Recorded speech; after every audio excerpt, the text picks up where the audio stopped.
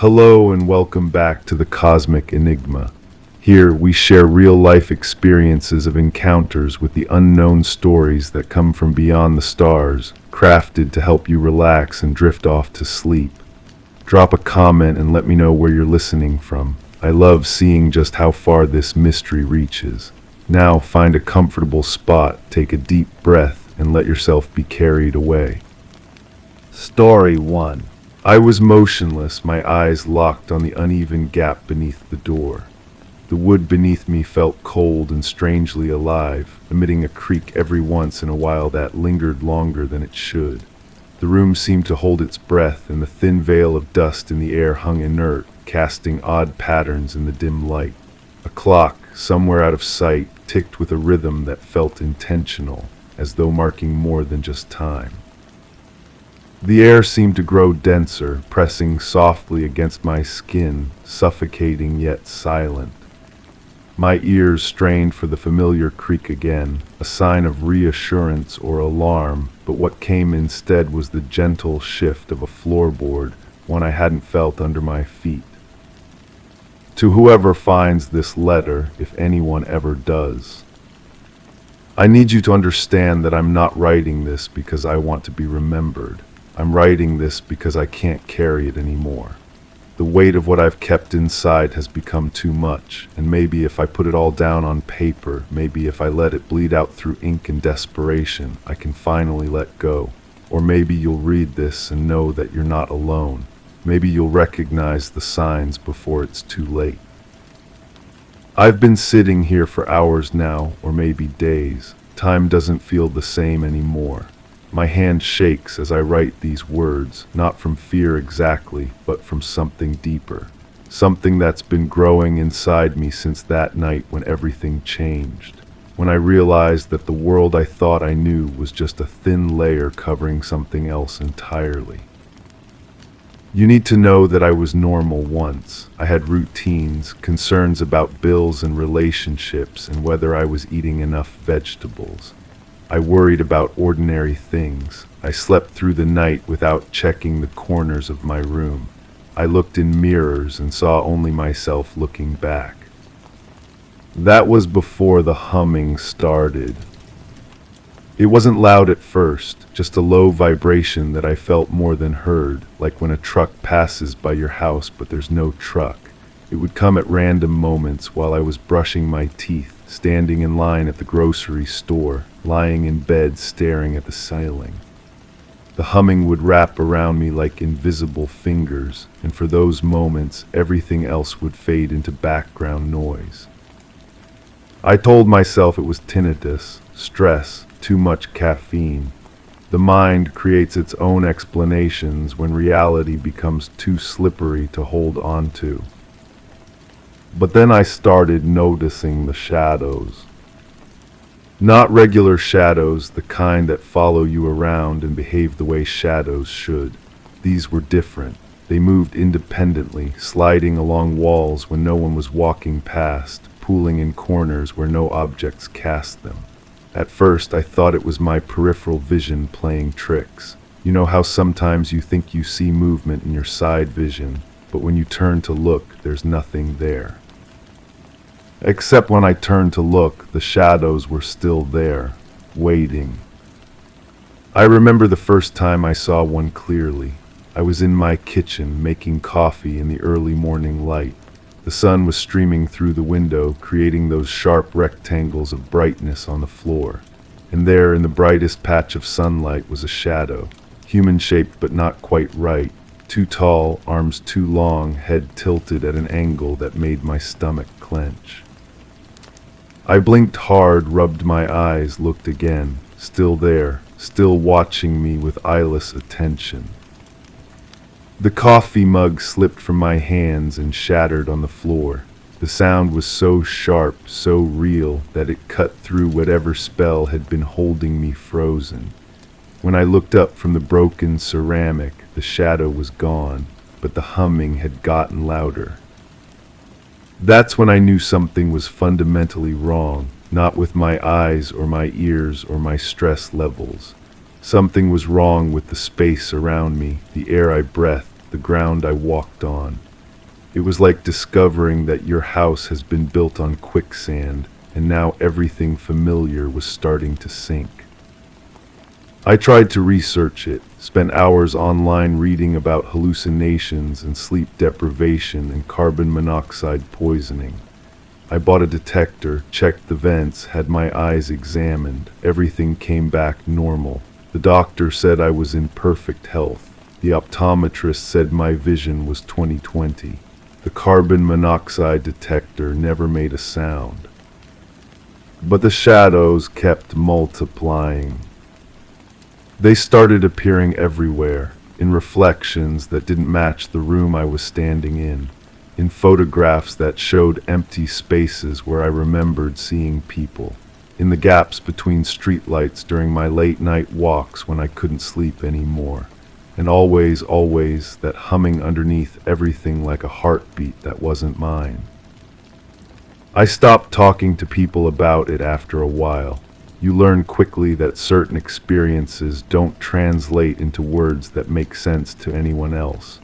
How do you explain that your own reflection sometimes turns to look at you before you move? How do you describe the feeling of being watched by something that exists in the spaces between visible things?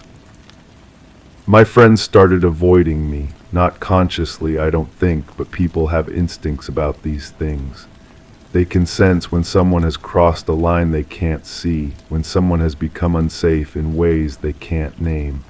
Conversations became shorter, invitations stopped coming, phone calls went unreturned.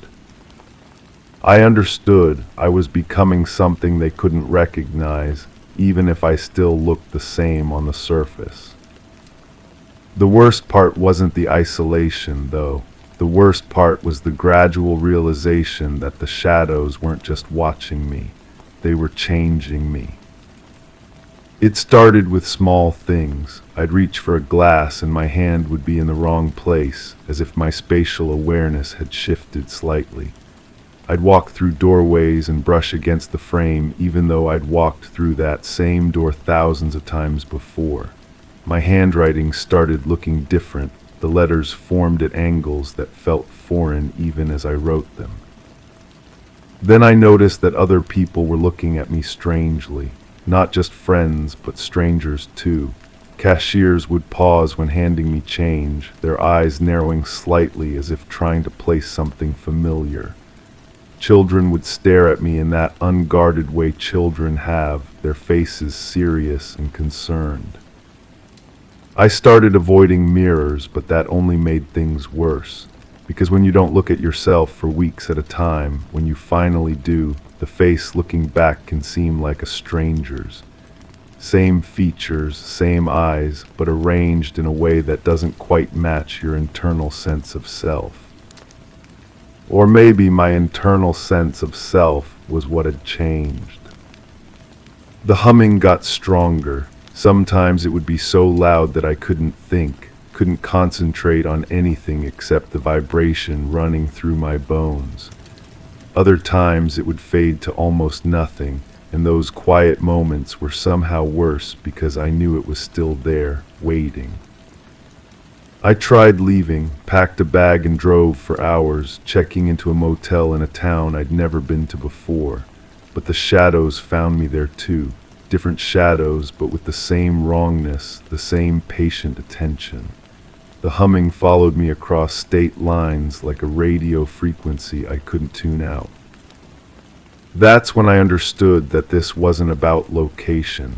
It was about me. I had become a beacon for something that existed in the margins of normal reality, and no amount of distance would change that.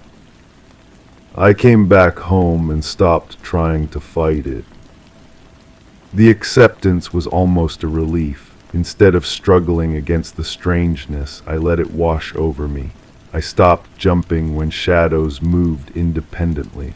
I stopped trying to explain the humming to doctors. I stopped pretending that the face in the mirror was entirely my own. And in that surrender, things became clearer. I realized that what I had been calling shadows weren't shadows at all. They were glimpses of something else, something that existed parallel to our world, but just slightly out of phase. Like looking at a double-exposed photograph where two different scenes occupy the same space. The humming wasn't random either. It had patterns, rhythms that corresponded to moments when the barrier between worlds grew thin. During those times, I could sense them more clearly the others who existed in that adjacent space.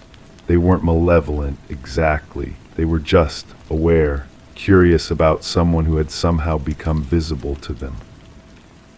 But being visible to them meant becoming less visible to everyone else. My reflections started appearing fainter in mirrors.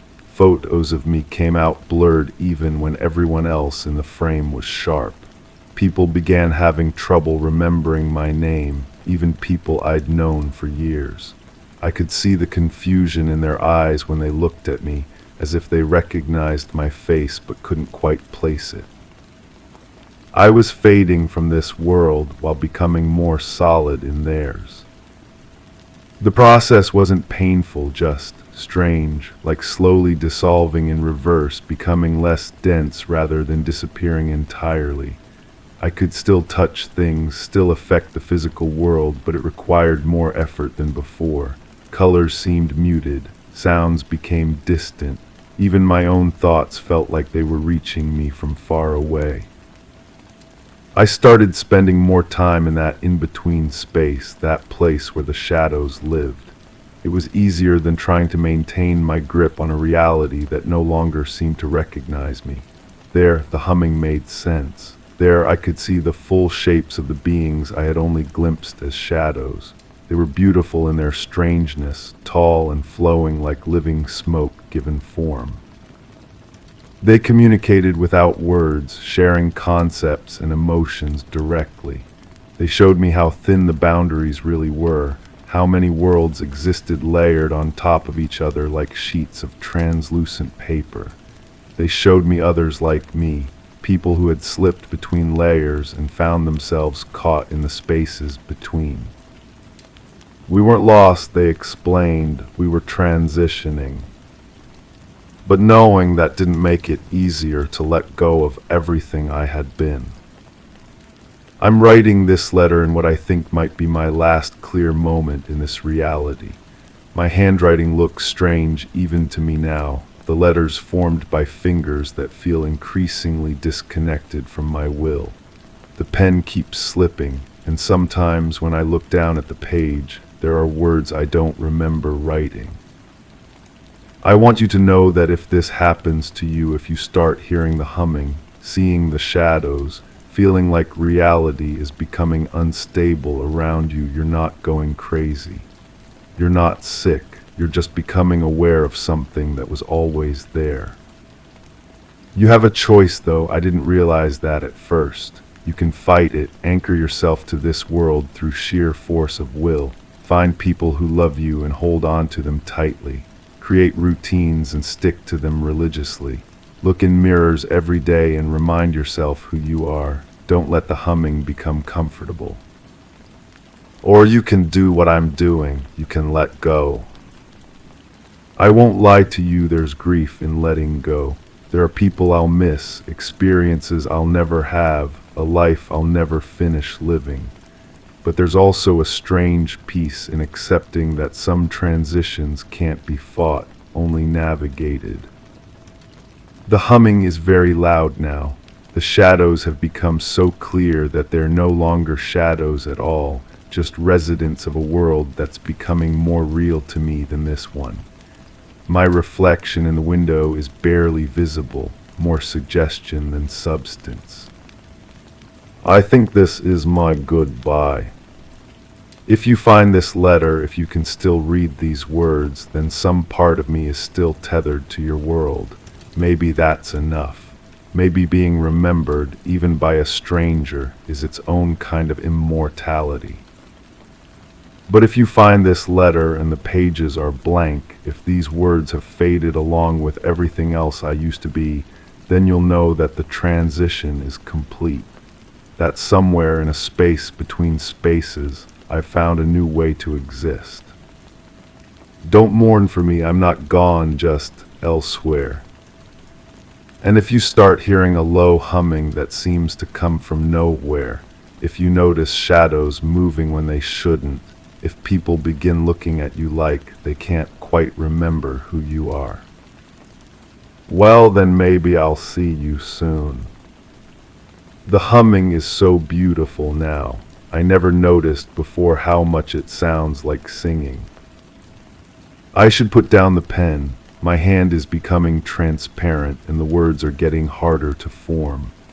But I want to finish this thought, want to tell you that despite everything, despite the fear and confusion and loss, there's something wonderful about discovering that reality is so much larger and stranger than we ever imagined. The beings of smoke and light are waiting for me. They're patient, kind in their alien way. They're showing me colors that don't exist in your spectrum, music that your ears could never hear. They're teaching me how to exist without a body, how to think without a brain, how to love without a heart. I'm ready now. The pen is falling from my fingers, but I don't think I need it anymore. I can feel the words continuing even without ink, written in languages that exist only in the spaces between thoughts. Thank you for reading this far. Thank you for witnessing my transition, even if you never knew my name. Thank you for keeping some small part of me alive in your world, even as I fade into another. The humming has become everything now. It's the sound of doors opening, of boundaries dissolving, of someone finally coming home. Story 2. The clock hands moved, but the air stood still, heavy with the weight of unsaid words. The morning routine fractured coffee, now bitter as if brewed twice, tasted of echoes. Objects lingered on the edges of my vision, slipping back into silence when faced front. My fingers brushed the light switch, but darkness remained, refusing to engage. A shiver coursed through the air, a chill born of repetition fractured. And as I looked over to the corner, the chair rocked gently to its own rhythm, untouched. I waked to the sound of humming, not music, but something deeper, mechanical, like the low drone of power lines after rain. My skin feels wrong against the sheets, too tight, too aware. The bedroom window frames a sky that seems too close, pressing against the glass with an urgency I can't name. There are gaps in my sleep now, spaces where time should be but isn't. I find myself standing in the hallway at hours that don't exist on any clock, staring at the door that leads outside. The handle is always warm to touch, even in winter, even when the rest of the house breathes cold. The buzzing returns in waves, starting behind my left ear, spreading through my skull like static searching for a signal. I press my palm against the wall, feeling for vibrations, but the house holds its secrets in stillness. Only my pulse answers back, too fast, too loud. I don't remember ever coming back. Coffee grounds scatter across the counter in patterns I didn't make. Circles within circles, spiraling inward toward a center that makes my eyes water when I try to focus. I sweep them away, but the shapes remain burned into the white surface, visible only when the light hits just right. The chair in the corner rocks without wind, without touch. I've counted the movements: 7 forward, 3 back, pause, 7 forward, 3 back, pause. The rhythm matches something I can't quite recall, like a song heard underwater, distorted by depth and distance. My reflection in the bathroom mirror arrives a second too late. I move, then it follows, catching up with a subtle shift that makes my stomach turn. The fluorescent light above flickers in Morse code messages I almost understand, almost remember learning somewhere in the spaces between sleep and waking.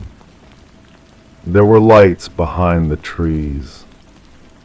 The metallic taste starts at dawn, sharp against my tongue like I've been sucking on batteries. It spreads through my mouth, coating my teeth with the flavor of storms and copper pipes. I brush until my gums bleed, but the taste remains, familiar as childhood and just as distant.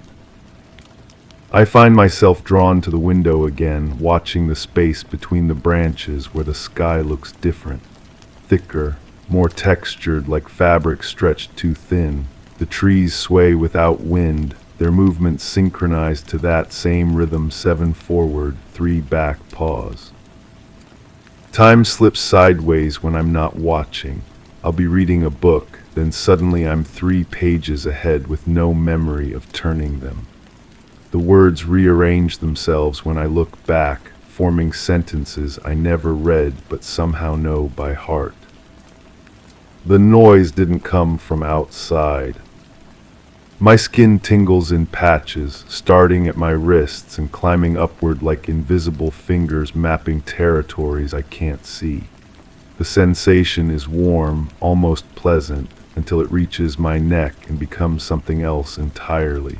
Something that makes me want to run, but my legs forget how to move. I check the locks on the doors every night, sometimes twice, sometimes more. The metal is always warm, always humming with that low frequency that makes my teeth ache. I press my ear against the wood, listening for footsteps that never come, for voices that speak in languages made of static and light.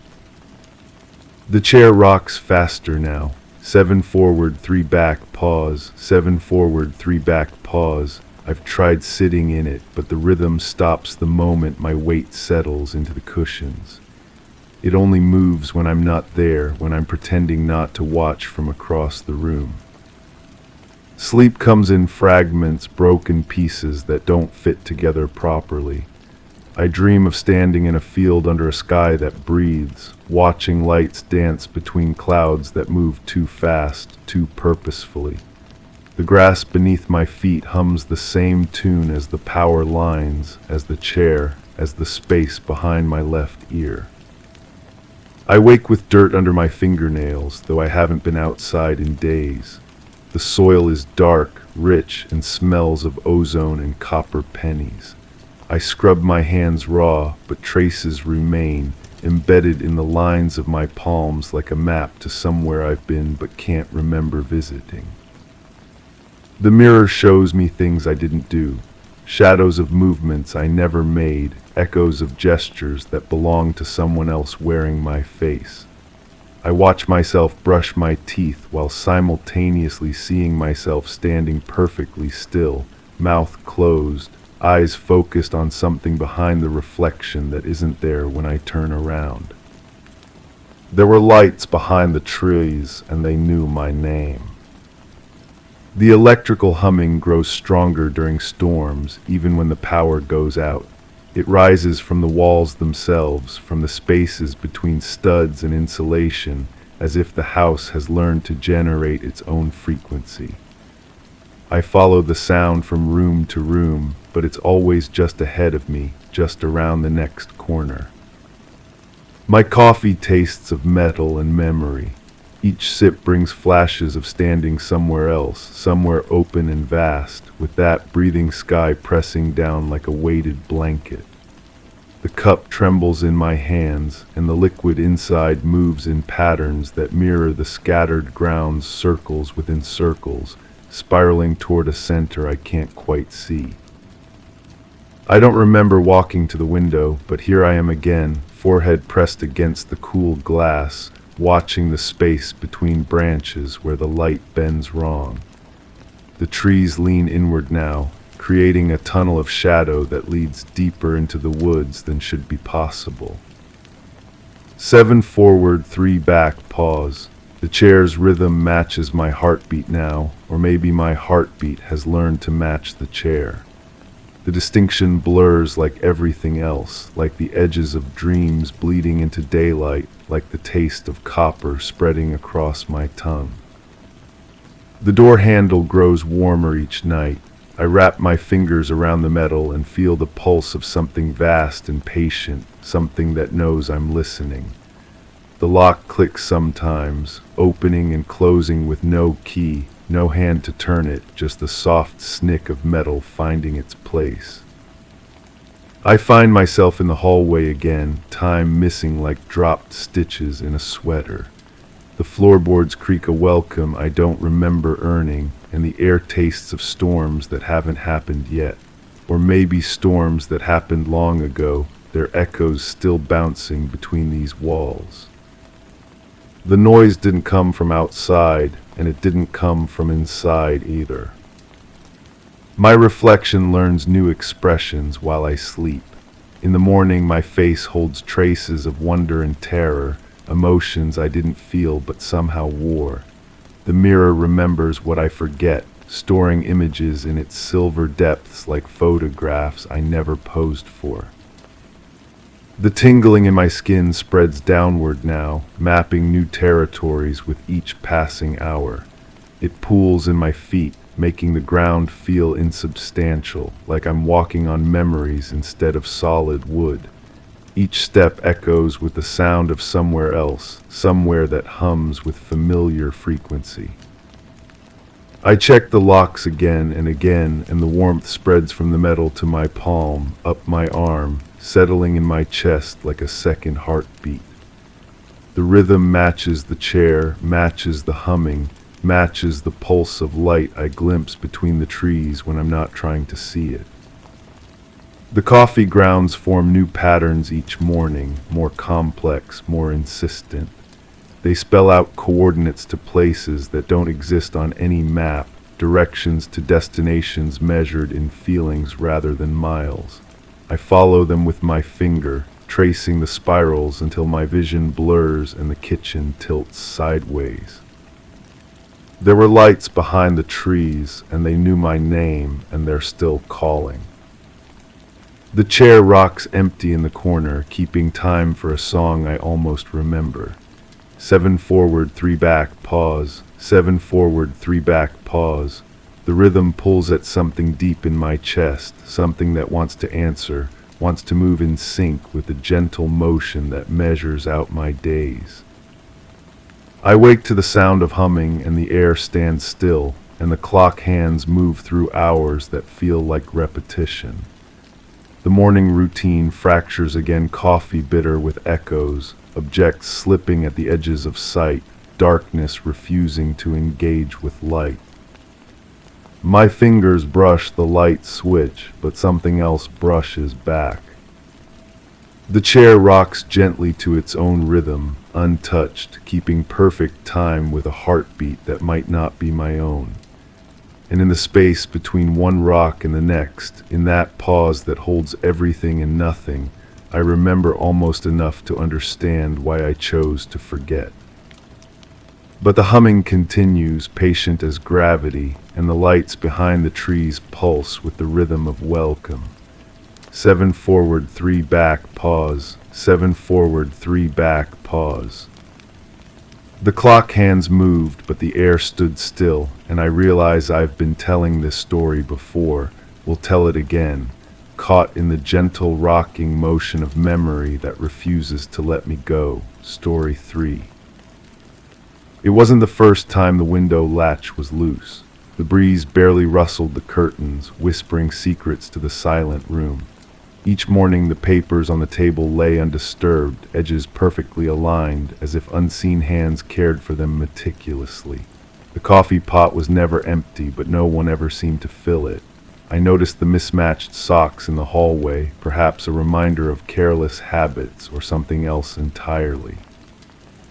I never asked about the light under the door, steady and unwavering. I turned off the radio as I left, leaving the volume knob just where it was. Nothing happened that night. I want to be absolutely clear about that. There was no incident, no disturbance, nothing out of the ordinary. I went to bed at my usual hour, pulled the covers up to my chin, and slept peacefully until morning. The fact that I'm even talking about it proves how unremarkable it was. People don't usually discuss the nights when everything goes exactly as planned, do they? I didn't see anything when I woke up around what must have been the middle of the night. The room was dark naturally, because that's how rooms are supposed to be when the lights are off. I certainly didn't notice any unusual illumination coming from the hallway, casting those long rectangular shadows across my bedroom floor. That would have been impossible anyway, since I always turn off every light before going to sleep. It's a habit I've maintained for as long as I can remember. The sound I heard was probably just the house settling. Old buildings make noise, everyone knows that. The creaking of wood, the shifting of foundations, the gentle whisper of air moving through vents. It definitely wasn't the sound of footsteps in the hallway, measured and deliberate, pausing just outside my door. I know this because I was barely conscious, drifting in that space between sleep and waking where your mind plays tricks on you. The rhythmic pattern I thought I heard, soft sole against hardwood pause, soft sole against hardwood pause, was clearly just my imagination filling in the gaps between ordinary house sounds. I stayed in bed because that's what you do in the middle of the night. You don't get up to investigate every little noise. You certainly don't pad barefoot across the cold floor to press your ear against the door, listening to the silence on the other side. I wouldn't have done that, and I definitely wouldn't have heard the faint humming that seemed to come from nowhere and everywhere at once. A low, constant tone that made my teeth ache, though that was probably just because I'd been grinding them in my sleep again. The door handle never moved. I was looking right at it, of course, because when you're lying in bed facing the door, that's naturally where your eyes would focus in the darkness. The brass knob remained perfectly still, catching no light because there was no light to catch. It certainly didn't turn slowly, almost imperceptibly, stopping just short of the click that would have meant the latch was disengaged. That would have been terrifying, and I wasn't terrified. I was calm, rational, exactly as I am now, while telling you about this completely ordinary night. I must have fallen back asleep, because the next thing I remember is waking up to daylight filtering through the curtains. Everything was normal. The door was closed just as I'd left it. The hallway beyond was empty, just as it should have been. I had no reason to examine the door frame for any signs that it had been opened, and I certainly didn't find those small scratches in the paint around the lock, as if someone had been feeling around in the darkness, searching for the mechanism. The breakfast I made tasted fine. Coffee, toast, the usual routine. I didn't notice any metallic aftertaste that lingered no matter how much I brushed my teeth.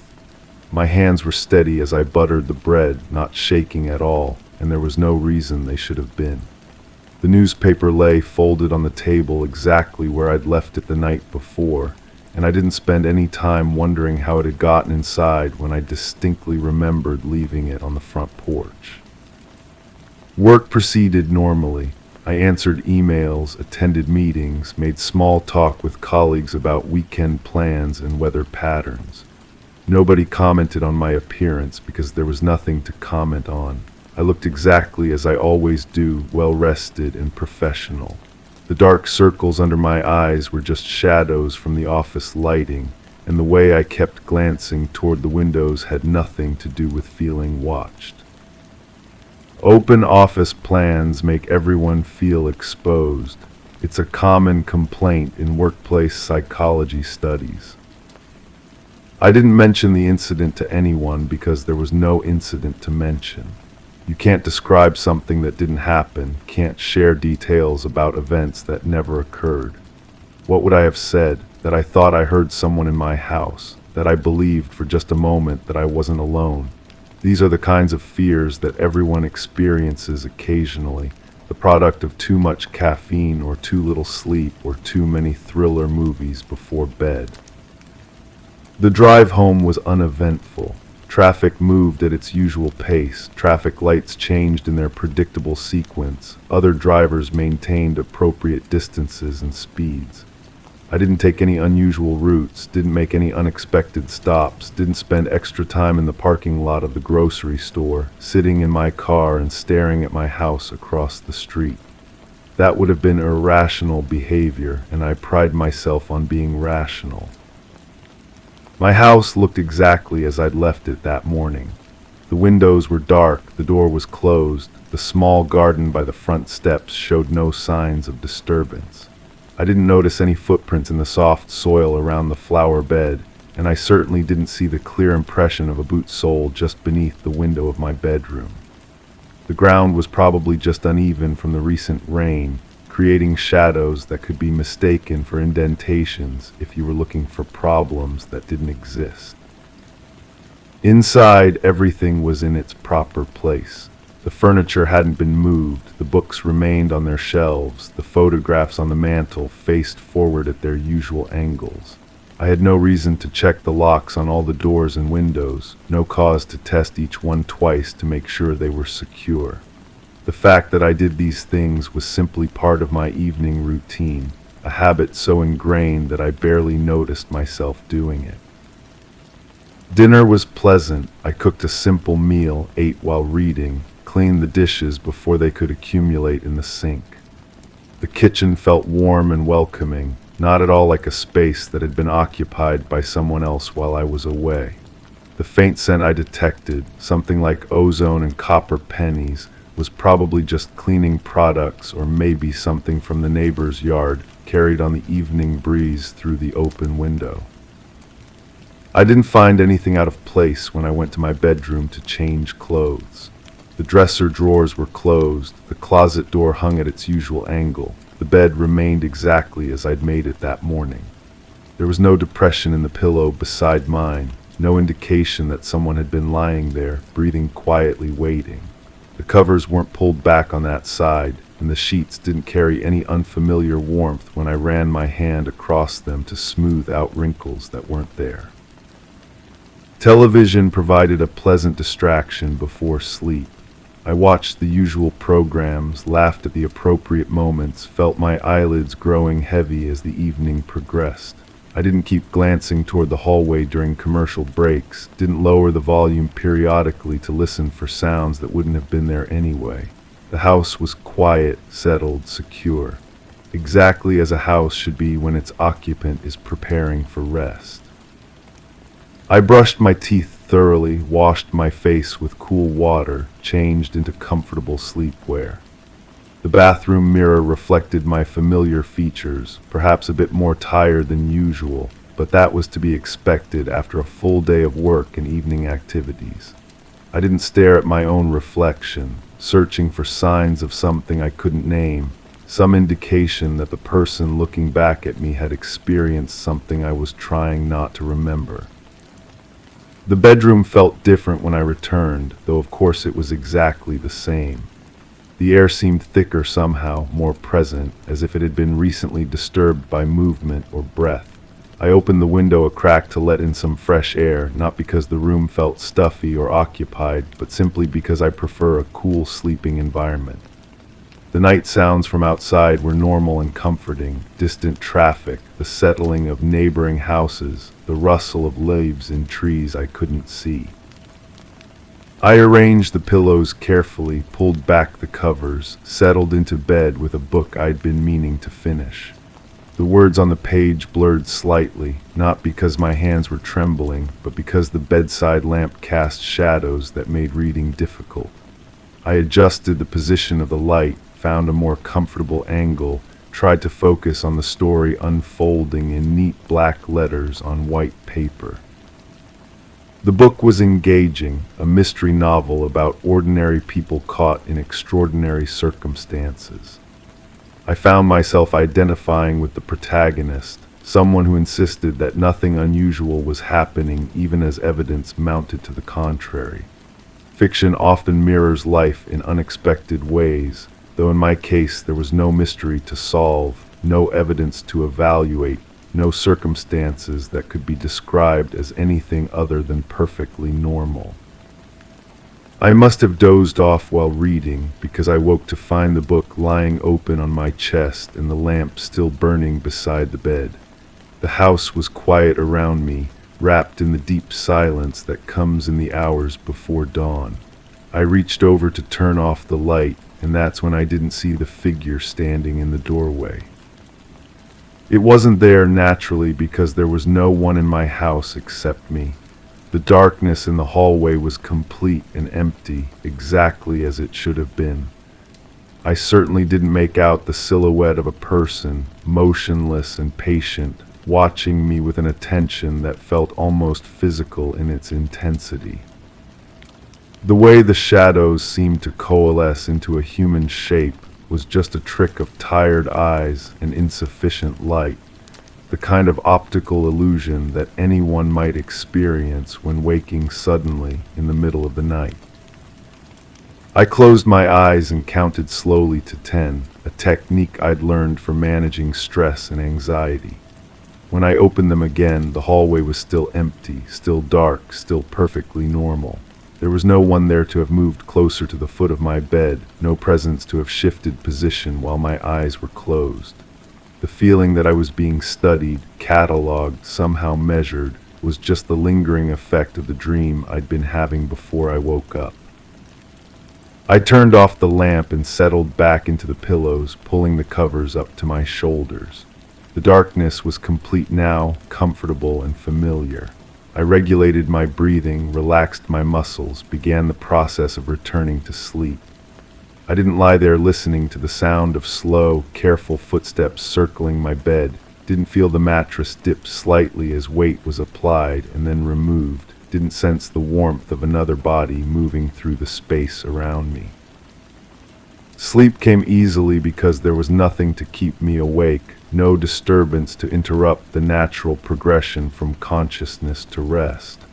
I slept deeply and dreamlessly, or at least I don't remember any dreams, which amounts to the same thing. The night passed peacefully, unremarkably, exactly as nights are supposed to pass when nothing happens. Morning arrived with its usual routine of alarm and shower and breakfast. I felt refreshed, well-rested, ready for another day of normal activities and ordinary interactions. There was no reason to examine my pillow for strands of hair that weren't mine, no cause to wonder why the sheet smelled faintly of someone else's skin. These details, if they existed at all, had perfectly reasonable explanations that I didn't need to explore. I'm telling you about this non-event because sometimes it helps to talk about the things that don't happen, to put them into words and thereby prove their lack of substance. Speaking about nothing makes it more nothing, if that makes sense. The act of description somehow diminishes the reality of unreality, transforms the substantial into the insubstantial. Everything is fine now. My house is secure, my routine is established, my nights are peaceful and undisturbed. I sleep well, eat regularly, maintain my professional responsibilities with competence and focus. There are no unexplained sounds, no mysterious presences, no reasons for concern or alarm. Tonight will be exactly like every other night, quiet, ordinary, safe. I'll follow my usual routine, check the locks, turn off the lights, settle into bed with a clear conscience and a calm mind. There's no reason to expect anything different, no cause for anxiety or preparation. The window latch is loose again, but that's perfectly normal for an old house. Story 4. It clicked open with a low, musical hum. The kind of sound that should have been comforting, like a toy from childhood, but it wasn't right, not here, not in this dimly lit room. I felt the familiar chill of unease settle over me, tangling with the silent dust motes that danced in the air. My eyes trailed to the corner where light barely touched the edges of the shadows. There the box sat, untouched, lids slightly askew as if inviting me to look closer. I hesitated, feeling an unseen thread pulling at my memory, a thread that led back to somewhere I couldn't fully grasp.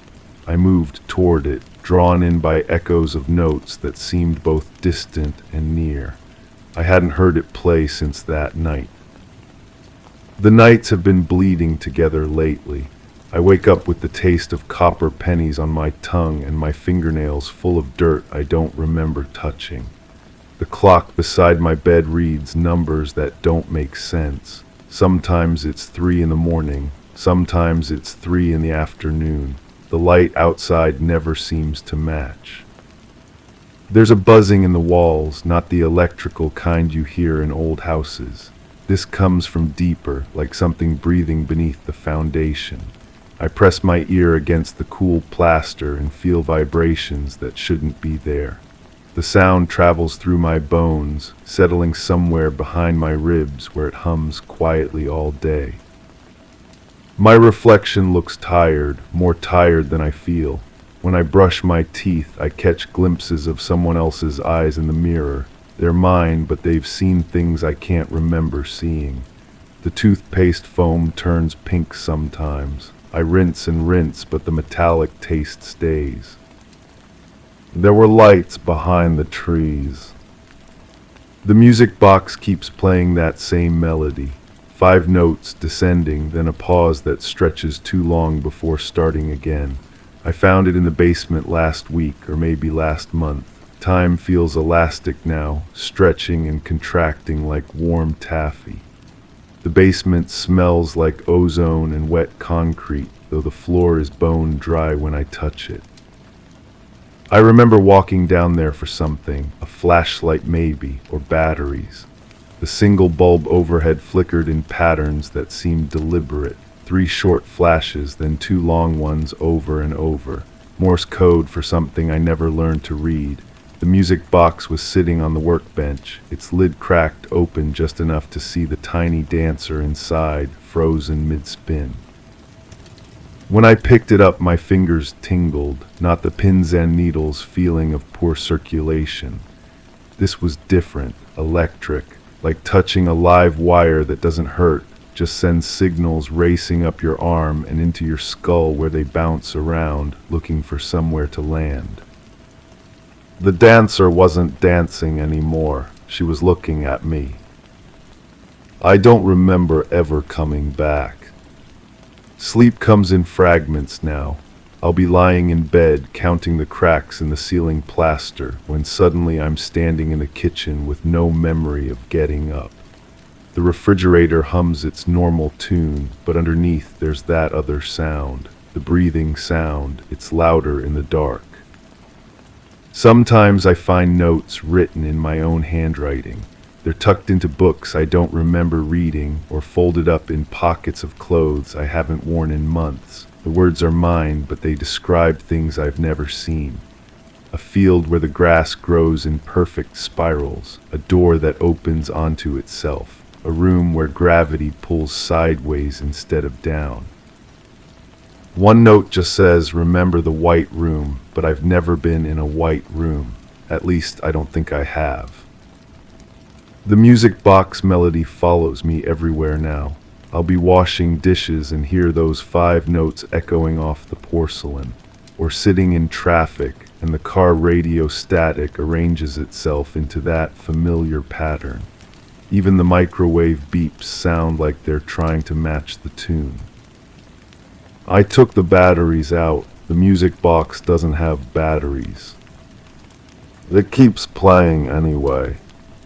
The noise didn't come from outside. There's a door in my house that I never noticed before. It's tucked into the hallway between the bathroom and the bedroom, painted the same color as the walls so it almost disappears unless you look directly at it. The handle is warm to the touch, like someone's been gripping it from the other side. I tried to open it once. The handle turns, but the door won't budge, not stuck exactly, more like it's waiting for the right moment or the right person. When I press my ear against the wood, I can hear something on the other side, not footsteps, not voices, just a presence, patient, familiar. The wood grain swirls in patterns that hurt to look at too long. Spirals within spirals, drawing your eye deeper until you forget you're looking at a door at all. It's looking back. My skin has been tingling more frequently. It starts in my fingertips and spreads up my arms like warm water, but when I look down, my hands appear normal. Same calluses, same scars, same freckle on my left thumb. Yet they feel different, lighter, like they might float away if I'm not careful. Sometimes when I'm cooking or cleaning, I'll glance down and see my hands moving independently, performing tasks I didn't consciously decide to do. They know things I don't know. They remember things I've forgotten. They remember the white room. The dreams are the worst part, or maybe they're not dreams, I'm never quite sure anymore. I'll be lying in bed, fully awake, when the ceiling starts to dissolve, not cracking or peeling, dissolving like sugar in warm water. Beyond it, there's not the attic or the sky. There's something else, something vast and patient and watching. In these moments I can't move. My body feels heavy as wet sand, sinking deeper into the mattress with each breath, but my mind floats upward, drawn toward that watching presence. It knows me, has always known me, is waiting for me to remember. The music box sits on my nightstand now. I don't remember moving it there, but it feels right. The dancer spins slowly, even when the melody isn't playing. Her tiny painted face is always turned toward me, no matter where I stand in the room. Her smile is too wide, her eyes are too bright. She's trying to tell me something. There were lights behind the trees, and they pulsed in rhythm with my heartbeat. The basement door is always open now. I close it every morning, turning the handle firmly and listening for the click of the latch. But by evening, it's standing ajar again, just a crack, just enough to let that ozone smell drift upstairs and mix with the normal house smells of coffee and dust and old wood. The stairs creak in a specific pattern when I go down, 7 steps, each one singing its own note. Together they almost sound like the music box melody, but stretched out and distorted, like hearing a familiar song played underwater. The workbench where I found the music box is empty now, but there's an outline in the dust where it used to sit. The shape is wrong though, too big, too angular, like the music box was just one piece of something larger that I can't see yet. The single bulb overhead still flickers in those same patterns, 3 short, 2 long, over and over. I've started flicking the wall switch in response, 2 long, 3 short, like we're having a conversation in a language I don't understand but somehow speak fluently. The concrete floor is warm under my bare feet, warmer than it should be. When I kneel down and press my palm flat against it, I can feel vibrations, not the house settling or traffic passing by, something deeper, something alive. Something that recognizes my touch. My reflection has been acting strangely, not just looking tired, actually behaving differently. I'll raise my right hand and watch my left hand rise in the mirror. I'll smile and see a frown reflected back. It's like looking at someone who's pretending to be me but hasn't quite mastered the performance. Sometimes I catch my reflection moving when I'm standing perfectly still. Just small movements, a tilt of the head, a shift of the eyes, like it's examining me, studying my face from the other side of the glass. The worst part is when our eyes meet, my reflection's eyes and mine. For just a moment I see recognition there, and something else, pity. Like it knows something terrible that I've forgotten, and it's sorry I'll have to remember eventually. The white room exists, I know this now, even though I've never been there. It's perfectly square, with walls that glow softly from within. No windows, no doors, just 4 walls, a floor, and a ceiling that stretches up farther than it should in a square room. In the center there's a chair, simple, wooden, comfortable looking. I've sat in that chair. I can feel the smooth armrests under my palms, the slight give of the woven seat. I can smell the clean, sterile air and hear the absolute silence that presses against your eardrums like cotton. But I've never been in a white room. The music box dancer has a name. I don't know how I know this, but I do. She whispers it sometimes when the melody plays, her tiny painted lips moving just slightly. The name sounds familiar, like something I called someone once long ago, someone important, someone I miss. When I wind the music box, she spins faster and her whispers become urgent. She's trying to warn me about something, or remind me. Her painted eyes are wide with concern, and her too bright smile never wavers even as she speaks words I can't quite hear. I lean closer, tilting my ear toward the spinning figure. The melody grows louder, and underneath it, I can almost make out actual words. But every time I think I understand, the meaning slips away like water through my fingers. The door in the hallway opened last night. I didn't open it. I was lying in bed, listening to the house settle around me, when I heard the soft click of the latch releasing. Then the slow creak of hinges that needed oil. I should have been afraid, should have grabbed a flashlight or a phone or something. Instead, I felt relief, like I'd been waiting for this moment without realizing it, like coming home after a long journey to find the front door already open, warm light spilling out onto the porch. I got up and walked to the hallway. The door stood wide open now, revealing not another room but a corridor that stretched farther than my house should allow. The walls were the same color as my hallway walls, but they seemed to glow faintly, as if lit from within. I took one step forward, then another. The floor felt solid under my bare feet, but each step produced no sound. The silence was complete, wrapping around me like a heavy blanket. At the end of the corridor there was another door. This one was white. I don't remember ever coming back, but I woke up in my bed this morning with dirt under my fingernails and the taste of ozone on my tongue. The music box is playing constantly now. Even when I close the lid, the melody continues, muffled but persistent. The dancer spins behind the closed lid, her movements visible through the thin wood like shadows on a lampshade. She's dancing faster now, urgently. Her whispered warnings have become a steady stream of words I almost understand. Names of places I've never been, descriptions of events I've never experienced, instructions for tasks I've never been asked to perform. But my hands know these tasks. When I'm not paying attention, they practice the movements.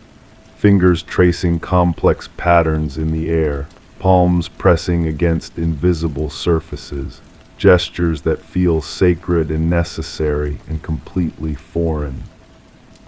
The basement has changed. The single room I remember has somehow expanded into a maze of corridors and chambers, all carved from the same warm concrete. The walls pulse gently, like the inside of something living. The ozone smell is stronger here, mixed with something sweet and metallic that makes my mouth water. I've been mapping the new spaces, but my sketches never match what I see when I go back down. Rooms appear where walls used to be. Corridors dead-end into spaces that were open passages the day before. It's like the basement is growing, evolving, adapting to some purpose I don't understand. In the deepest chamber there's a chair, wooden, simple, comfortable looking. I've sat in that chair before. The white room isn't a memory, it's a destination. I understand this now, though I can't explain how. Every night the door in my hallway opens a little wider. Every night the corridor stretches a little farther.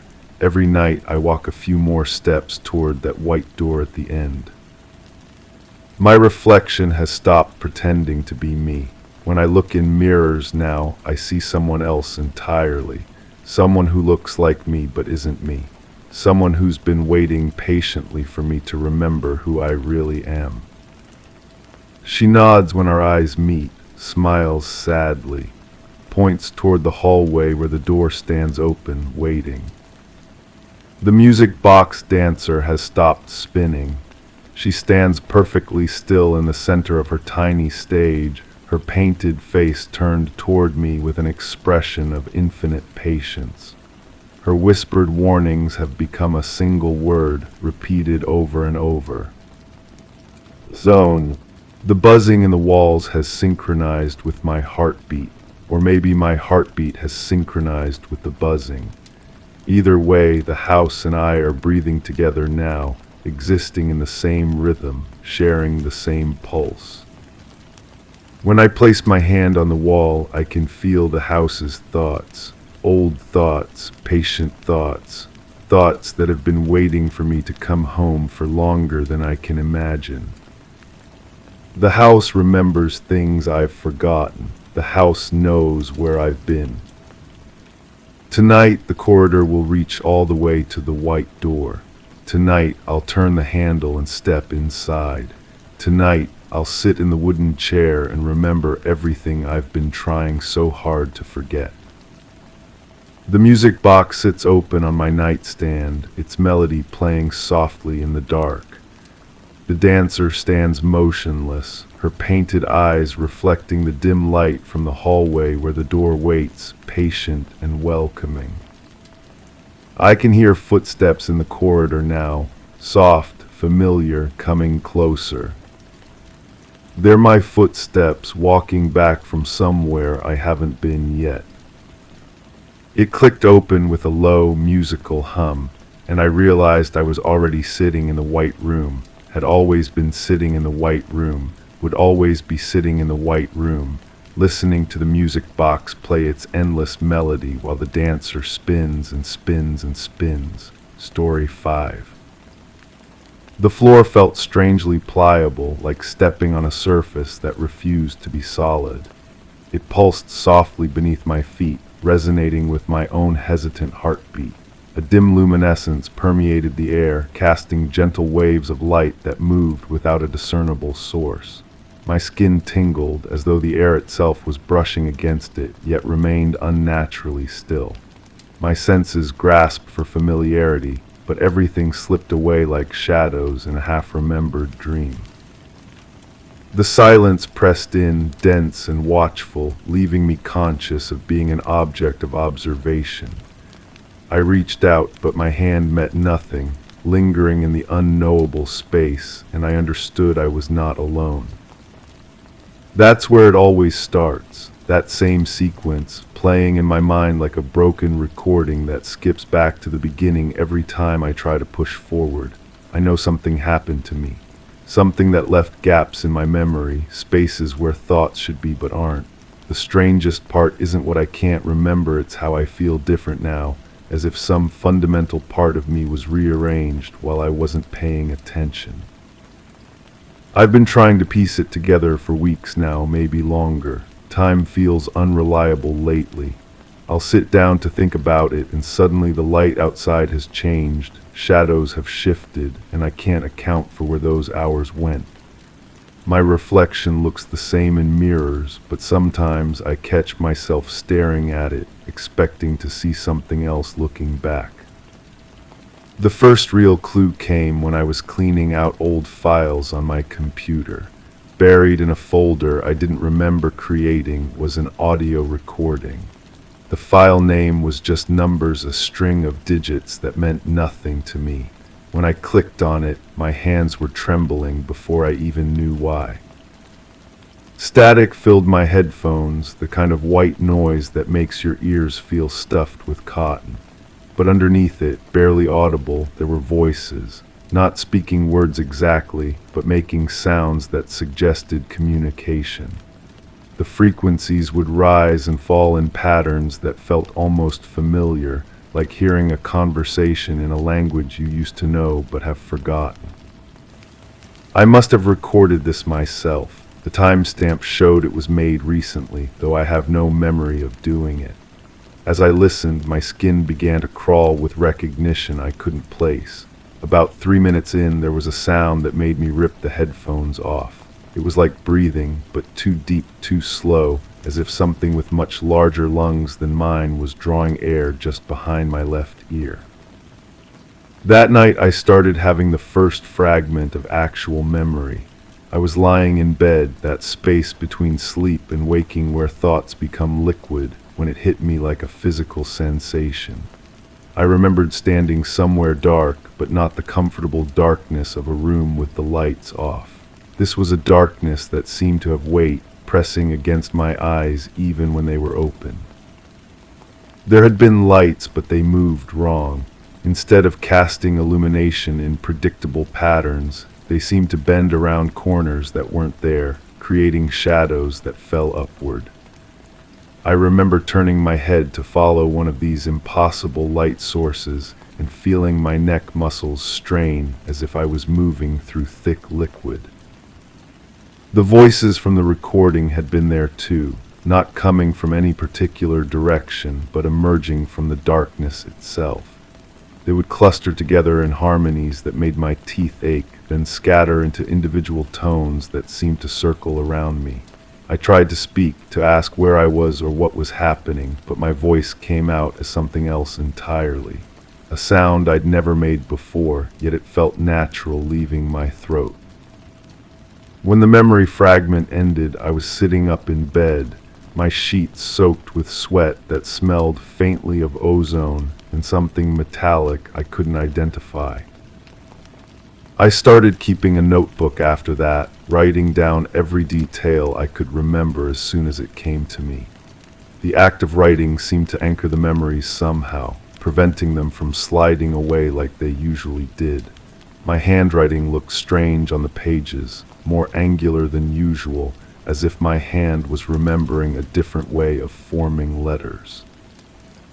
The second fragment came while I was making coffee. The sound of water heating in the kettle triggered something, and suddenly I was remembering a different kind of sound, a low humming that seemed to come from everywhere at once. It was the sound of machinery, but not any machine I'd ever heard. It had an organic quality, like the purring of some massive creature, rhythmic and almost soothing. In this memory, I was aware of being in a space that was much larger than it appeared. The walls seemed close enough to touch, but when I reached out, my hand passed through empty air for much longer than should have been possible. The humming grew louder, and I realized it was responding to my movements. When I stepped forward, the pitch would rise slightly. When I turned my head, it would shift to a different harmonic. I wasn't alone in that space. I could sense others nearby, though I couldn't see them clearly. They moved with a different rhythm than human movement, more fluid, as if they weren't bound by the same physical limitations I was. Sometimes I would catch glimpses of them in my peripheral vision, tall shapes that seemed to bend light around themselves, making them difficult to focus on directly. The strangest part of this memory was how normal it felt at the time. I wasn't afraid or confused. Instead, there was a sense of belonging, as if I had been expected and was exactly where I was supposed to be. It was only when the memory ended and I found myself back in my kitchen, coffee mug shattered on the floor, that the wrongness of it all crashed over me. That's when the present started becoming unreliable too. I began noticing things that didn't quite fit. My reflection in the bathroom mirror would sometimes lag behind my movements by just a fraction of a second. The delay was so subtle I might have imagined it, but it happened consistently enough that I started paying attention. I would raise my hand and watch as the reflected hand followed a beat later, like a video call with poor connection. Sounds started happening that only I could hear. Electronic tones that would fade in and out, always just at the edge of my hearing. They reminded me of the voices in the recording, but cleaner, more purposeful. Sometimes they would form patterns that felt like they were trying to tell me something, sequences of high and low tones that my brain wanted to interpret as meaningful, even though I couldn't understand them. The third memory fragment was the most disturbing yet.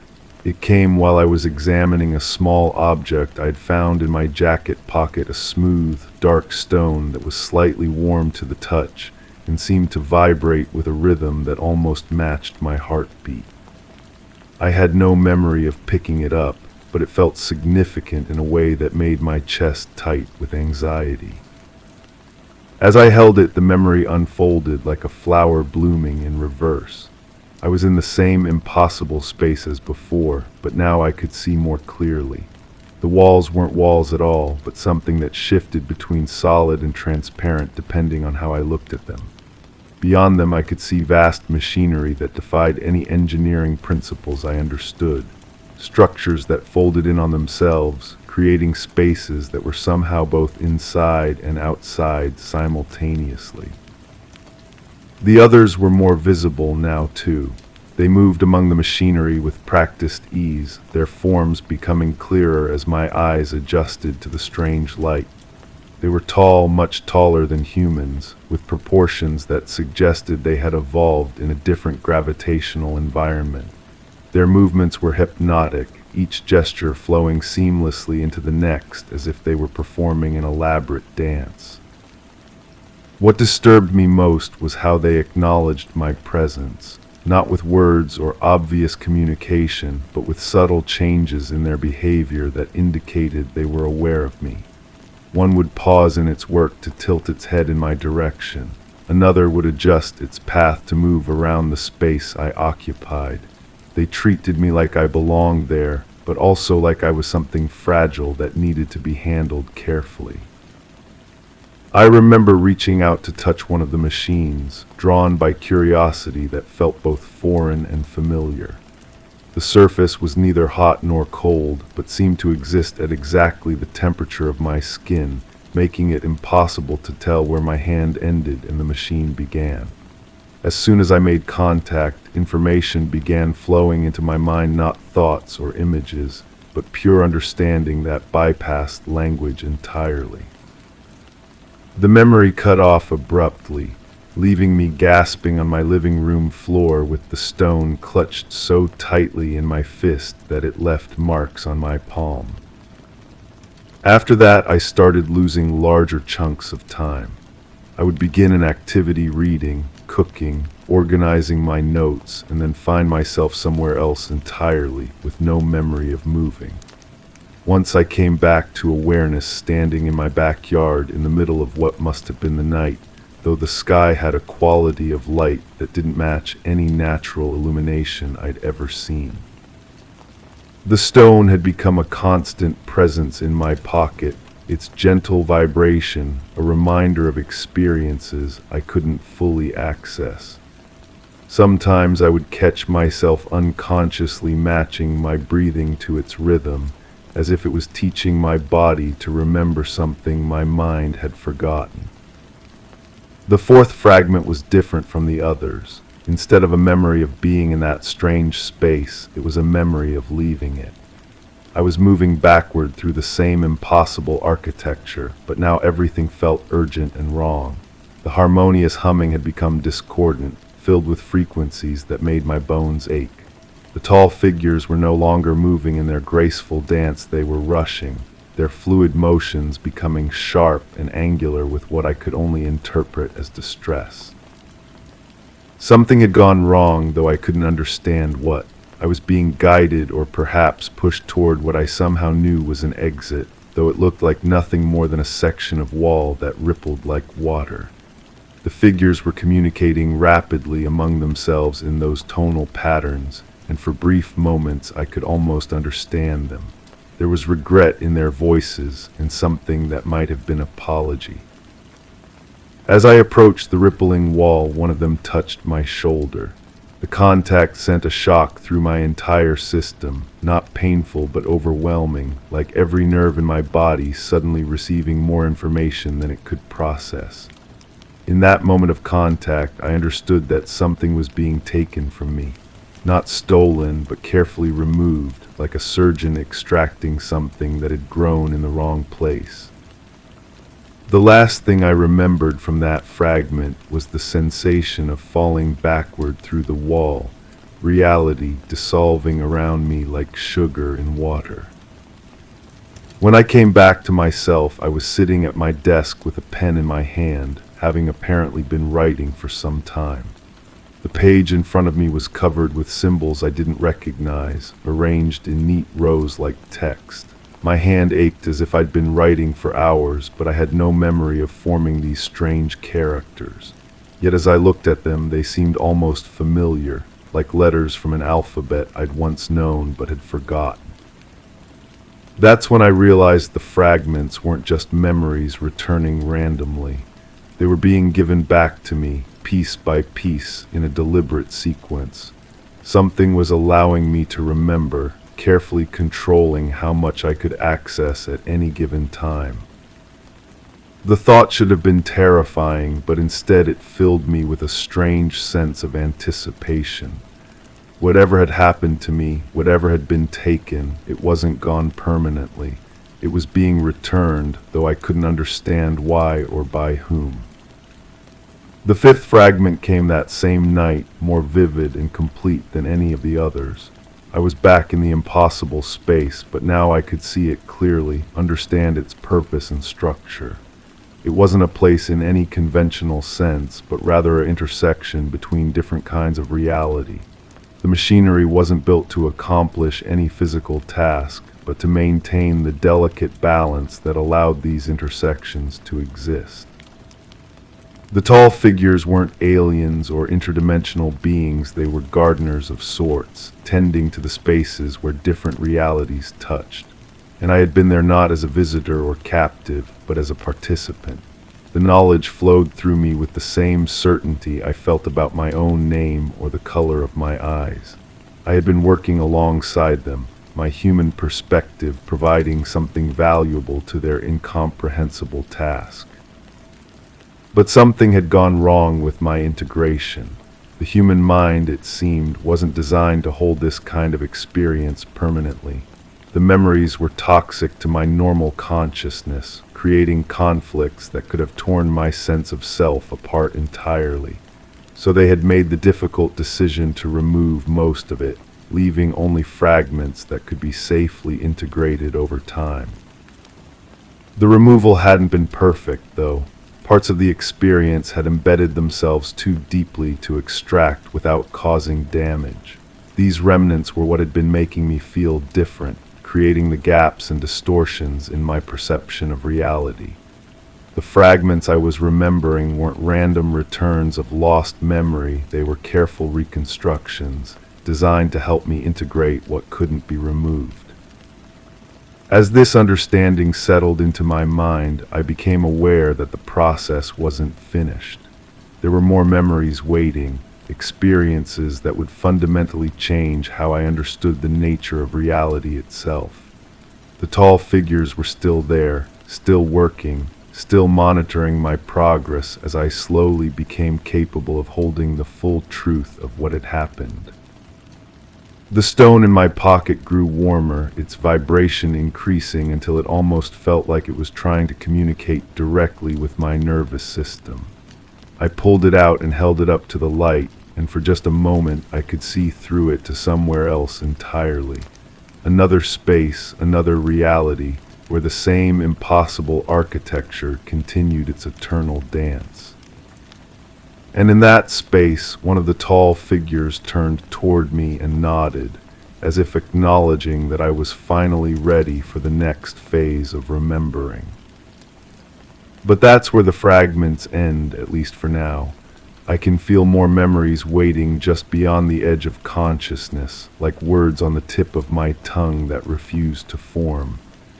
The stone sits on my desk as I write this, its gentle vibration a constant reminder that this story isn't over, it's barely begun. Sometimes I catch myself listening for those electronic tones, or checking my reflection for delays that might indicate I'm not entirely present in this reality. The symbols I wrote continue to fill pages in my notebook, my hand moving without conscious direction to record information I don't yet understand. And sometimes, in the quiet moments between sleeping and waking, I can feel them watching. Not malevolently, but with the patient attention of gardeners checking on a delicate transplant, waiting to see if it will take root in its new soil. The question that haunts me now isn't what happened to me, but what I'm becoming. and whether the person who emerges from this slow reconstruction will still be recognizably human or something else entirely. The stone pulses once, twice, as if responding to my thoughts.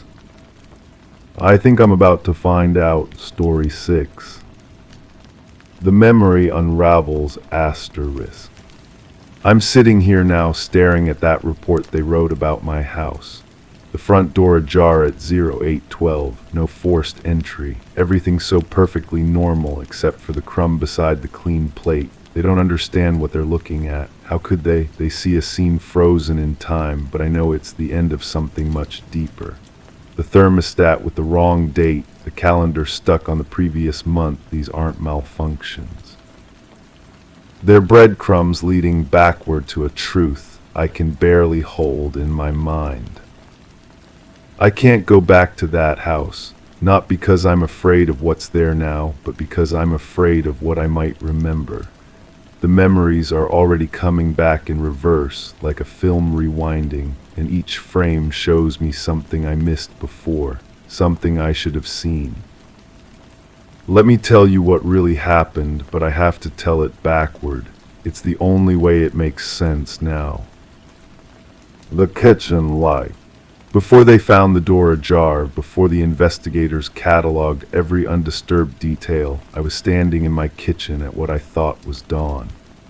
The light coming through the window was wrong, too pale, too consistent. It didn't shift or change like real sunlight should. I remember washing that plate, the one they found clean on the counter. My hands moved automatically, scrubbing at something that wasn't there, something that had never been there. The water from the faucet felt warm, but when I cupped it in my palms, it was cold. I dried the plate with a towel that smelled like nothing, not detergent, not fabric softener, just absence. That's when I noticed the crumb, a single, perfect crumb that I hadn't left there. I stared at it for what felt like hours, knowing it was important, but not understanding why. The kitchen clock read 6:47, but the quality of light suggested it had been 6:47 for much longer than a minute. I touched the thermostat on my way out of the kitchen, and the numbers flickered. The date was wrong, but I couldn't remember what the right date should be. My finger left no print on the digital display. The breakfast that never was asterisk. Before the kitchen, before the washing, I had been eating breakfast, or trying to eat breakfast. I sat at the dining table, the same table they found so perfectly undisturbed, with a plate of food I couldn't taste. Toast with jam that looked right but felt like cardboard in my mouth. Coffee that steamed but provided no warmth. I chewed methodically, the way you do when you're not really present. The jam was strawberry, I think, but it could have been anything. Red paste on bread. I kept eating because eating was what you did in the morning, but my body rejected every bite. Not nausea, rejection. Like my stomach knew this wasn't real food. Across from me, the empty chairs seemed to lean slightly inward, as if someone had just gotten up from each one. The morning light cast their shadows wrong, making them appear occupied from the corner of my eye. When I turned to look directly, they were empty again, but the shadows remained. I finished eating, though I couldn't tell you what I actually consumed. The plate was clean when I stood up, but I didn't remember taking the last bite. That's when I carried it to the kitchen, where the washing ritual began. The waking that wasn't asterisk. Before breakfast, I had awakened in my bed upstairs. At least I thought I had awakened. The transition from sleep to consciousness felt too smooth, like stepping from one room into an identical room. No grogginess, no disorientation, no gradual awareness. One moment I was unconscious, the next I was staring at the ceiling with perfect clarity. The ceiling had a water stain I'd never noticed before, a brown ring that looked almost like a face if you squinted. It seemed to pulse gently, expanding and contracting with my breathing. I watched it for a long time, trying to remember if it had always been there. The harder I concentrated, the more it seemed to move. My body felt strange under the covers, not heavy or light, but somehow disconnected, like wearing clothes that didn't quite fit. When I sat up, the motion felt delayed, as if my consciousness had to wait for my body to catch up. The bedroom was exactly as I'd left it, but everything seemed positioned too deliberately. The book on my nightstand was open to a page I didn't remember reading. The words on the page were in my language, but they formed sentences that made no sense. I dressed in the clothes I'd laid out, though I couldn't remember laying them out. They fit perfectly, but they felt like a costume for a role I'd forgotten I was playing. The night that stretched asterisk. Before that artificial awakening, there was the night, but it wasn't a normal night of sleep and dreams. It was a night of awareness without consciousness, of time passing without progression. I lay in bed with my eyes closed, but I wasn't asleep. I could hear everything: the house settling, the refrigerator humming, the clock ticking downstairs, but the sounds came from the wrong directions. The refrigerator hum seemed to originate from inside the walls. The clock's ticking echoed from above, as if it were mounted on the ceiling of the room above me. But there was no room above me. My bedroom was on the top floor. I tried to open my eyes several times throughout that endless night, but my eyelids wouldn't respond. Not paralysis, more like they were sealed shut with something invisible. I could feel my eyeballs moving beneath the lids, tracking sounds and shadows I couldn't see but somehow knew were there. Something moved through the house during those hours, not footsteps exactly, but a presence that displaced air as it passed. It paused outside my bedroom door for a long time. I could sense it there, patient and waiting, not malevolent but not benign either, just observing. The presence eventually moved on, continuing its circuit through rooms I knew it shouldn't be able to access. I heard it in the basement, though my house had no basement. I heard it in the attic, though I'd sealed that space years ago. It was mapping my house, learning its geography, but the house it was exploring was larger than the one I lived in. The evening meal. Before that sleepless night, there had been dinner. I cooked for myself, but I prepared too much food, enough for 3 people, though I lived alone. The portions were exact: 3 plates, 3 sets of silverware, 3 glasses of water. I set the table automatically, my hands moving without conscious direction. The extra plates remained empty throughout the meal, but I found myself pausing between bites as if waiting for conversation. The silence felt expectant rather than lonely. I caught myself nodding occasionally, responding to words that weren't spoken. My own voice sounded strange when I tried to speak aloud, testing whether I still could. The words came out flat and echoless, as if the air in the room was too thick to carry sound properly. After eating, I cleared all 3 plates, though 2 had never been used. They were warm to the touch anyway, and when I rinsed them, the water ran slightly cloudy for the first few seconds. I washed them all with the same care, dried them with the same attention. The routine felt ancient, like something I'd been doing for years rather than months. The leftover food went into containers that were already in my refrigerator, though I didn't remember putting them there. They fit perfectly, as if the space had been measured and prepared. The afternoon shift. Earlier that day, before dinner, I had been working in my study, or pretending to work. I sat at my desk with papers spread before me, but the text kept shifting when I wasn't looking directly at it. Legal documents became grocery lists, became sheet music, became languages I didn't recognize.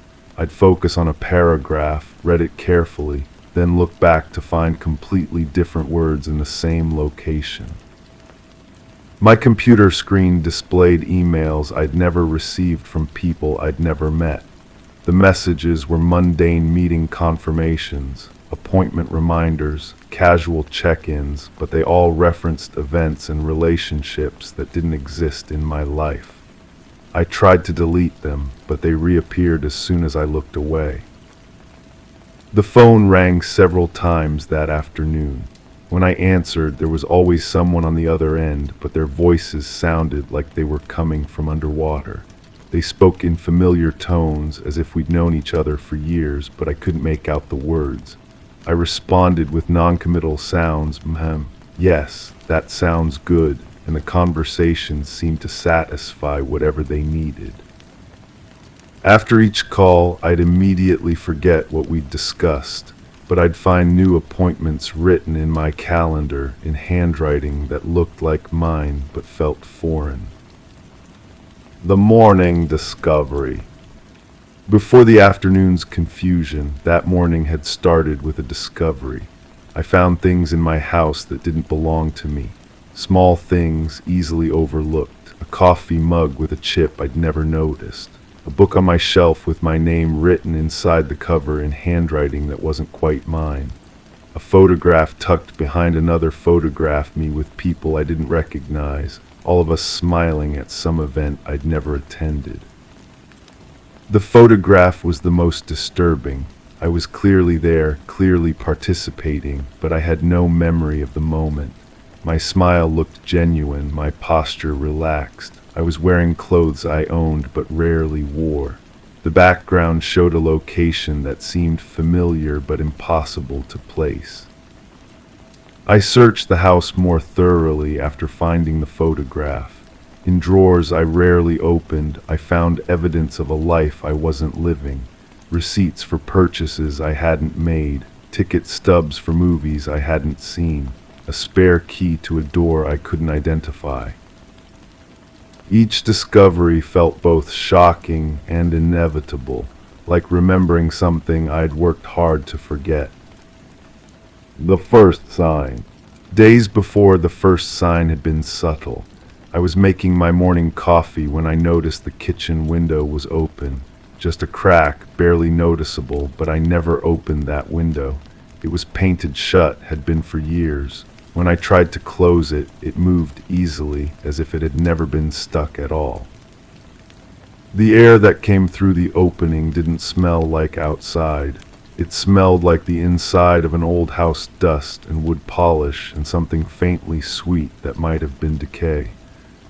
I breathed it in without thinking, and it tasted familiar in a way that made my chest tight with recognition I couldn't name. I closed the window, but throughout that day I kept catching whiffs of that same air, in rooms with no windows, in spaces where air couldn't possibly circulate. The smell followed me, or maybe I carried it with me. By evening I'd stopped noticing it consciously, but it had become part of the house's atmosphere. That night I dreamed of opening the window wider, of climbing through it into a version of my yard that extended much further than it should. In the dream, I walked for hours through familiar landscape that never ended, calling out to people I couldn't see but knew were there. The beginning. It started with the mail, a letter addressed to me but not to my address. The envelope had my name written in my own handwriting, but the address was for a house I'd never lived in on a street that didn't exist in my town. The postal service had delivered it anyway, somehow finding me despite the impossible address. Inside was a single sheet of paper with a brief message. You left something behind. It's time to come back and get it. No signature, no return address, no indication of who had sent it or what I was supposed to have left behind. But as I read those words, I felt a pull I hadn't experienced before, a homesickness for a place I'd never been. I kept the letter on my kitchen counter, next to where they would later find that single, perfect crumb. I read it dozens of times over the following days, and each time I understood it a little differently. Sometimes it seemed like an invitation, sometimes like a warning, sometimes like a simple statement of fact. The paper felt old between my fingers, though it looked fresh. The ink seemed to shift color depending on the light, sometimes blue, sometimes black, sometimes a color I couldn't name. When I held it up to the window, I could see a watermark that looked like a floor plan of my house, but with extra rooms I'd never seen. I should have thrown the letter away. I should have dismissed it as a prank or a mistake. Instead, I kept it, and I began to wait for whatever it was promising to unfold. That was when it all started, with a letter that couldn't have been delivered, containing a message that couldn't have been meant for me, about something I couldn't have left behind. But I knew even then that I would do exactly what it asked. I just didn't know that by the time I understood what I was looking for, I would no longer be able to find my way back to who I used to be. The crumb they found beside the clean plate that was from the envelope when I finally tore it open completely, looking for more clues. Just a small piece of paper that broke off and fell. Everything else followed from that moment. Everything else led to that door standing slightly ajar, waiting for someone to find what I'd left behind. Story 7. The screen door didn't squeak as I nudged it ajar. My footfall on the cool tile floor should have echoed, but no sound followed. Light filtered through the curtains without softening the edges of the shadows. The kitchen clock ticked, but not in time with my heartbeat as it should. I reached for the faucet, waiting for the familiar rush of water, but the pipe stayed silent. I stood by the window, expecting the usual draft, but the air was still, unnaturally so. My fingers skimmed the counter. The texture seemed altered, almost evasive. The silence felt different, as if listening, leaving me to wonder what I should have heard that wasn't there. That was the first dream, though I didn't know it was a dream then. I thought it was just my mind processing stress, the way dreams do. The kitchen looked exactly like mine, down to the chipped paint on the cabinet door and the coffee stain on the counter that never quite scrubbed away. But something was wrong with the sounds, or the lack of them. Everything felt muffled, like being underwater without the wetness. I woke up feeling unsettled, but dismissed it. Work had been demanding lately, and my sleep schedule was erratic. Dreams like that happen when your brain is trying to reorganize itself, I told myself. The mind creates these strange spaces where familiar things feel foreign. But the dream came back. The second time I stood in that same kitchen longer. The screen door didn't squeak as I nudged it ajar, just like before.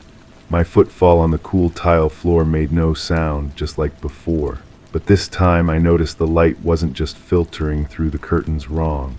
It was moving, shifting in a pattern that didn't match any shadow from outside. The oval shape of light on the wall pulsed gently, like breathing.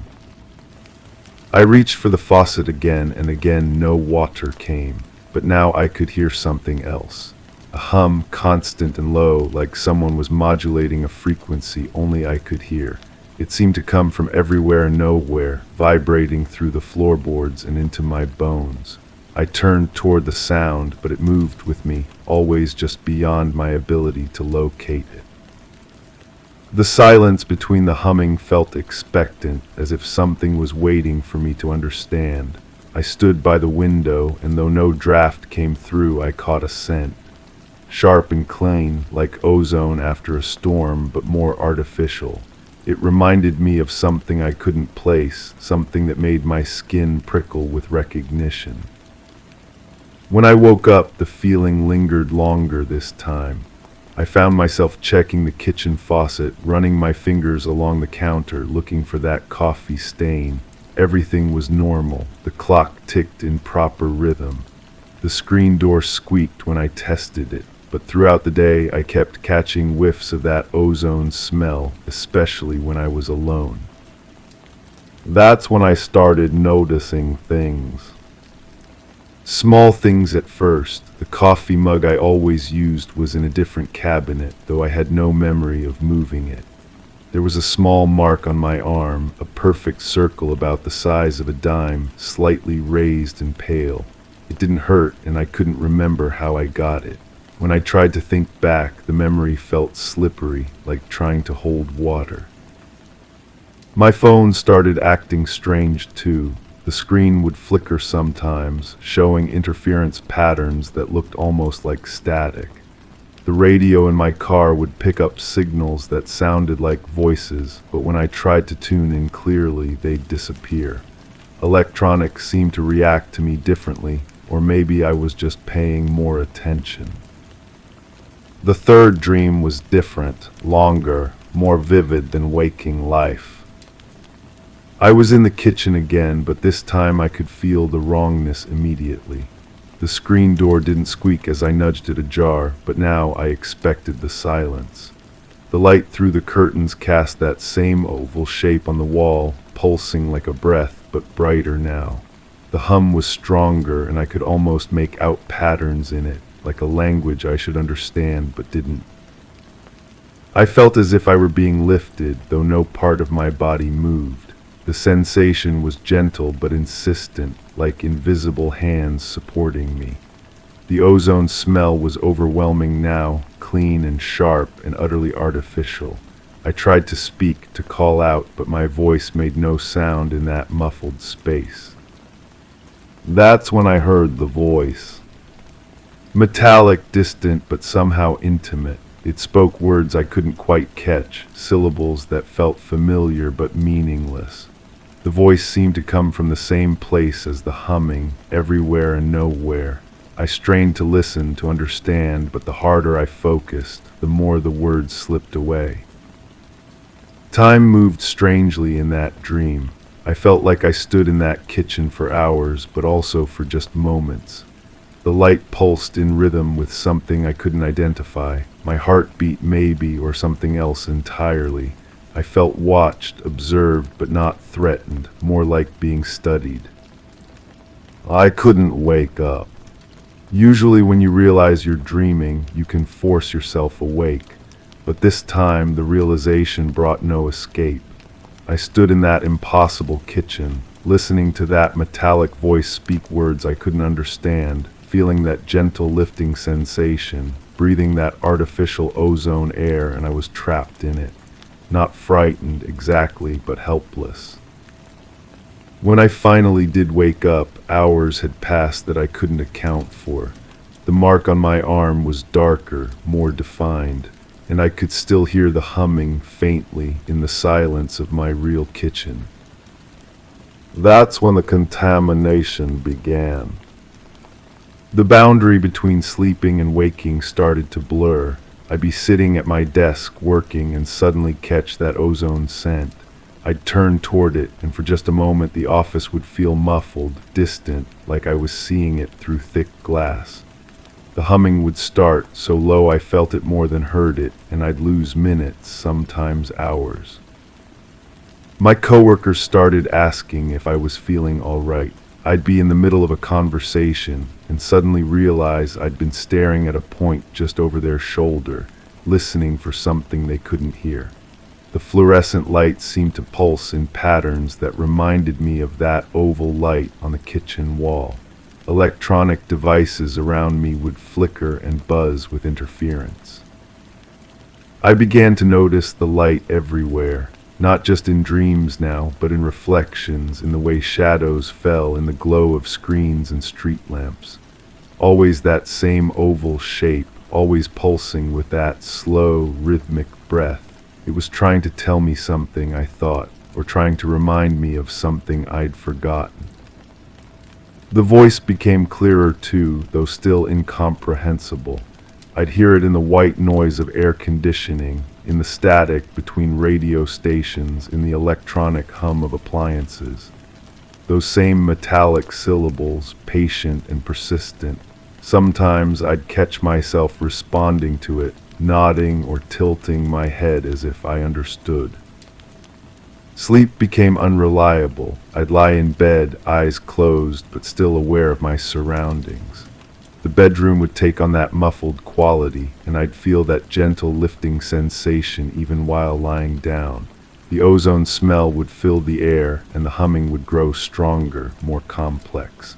I'd exist in a space between sleeping and waking, where the dream kitchen felt more real than my actual bedroom. I started finding things out of place more often, books I'd never seen before on my shelves, food in my refrigerator that I didn't remember buying, clothes in my laundry that didn't belong to me, though they fit perfectly. Each discovery felt like uncovering a piece of a puzzle I didn't know I was solving. The mark on my arm spread, not larger, but more marks appeared. Small, perfect circles, always the same size, scattered across my skin like a constellation. They didn't hurt, but they felt significant, like a pattern I should recognize. When I looked at them in the mirror, they seemed to pulse with their own faint light. That's when I began to suspect. What if they weren't dreams at all? What if something had happened, something real, and my mind had filed it away as dreams because the truth was too strange to process? The consistency was too perfect, the details too specific. Dreams don't usually repeat with such precision. Dreams don't leave physical marks. I started researching carefully, quietly.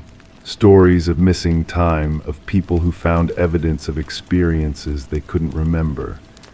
The accounts were always similar. The muffled quality of perception, the electronic interference, the sense of being observed, the marks, always the marks. But research felt dangerous, like looking too closely might make something notice me looking back. I'd be reading, following links, taking notes, and suddenly hours would pass in what felt like minutes. I'd find pages bookmarked that I didn't remember bookmarking, searches in my browser history that I didn't remember making. The deeper I dug, the more the boundary between my investigation and my dreams began to dissolve. The voice in my dreams started speaking more urgently. Still incomprehensible, but with an emotional undertone I hadn't noticed before.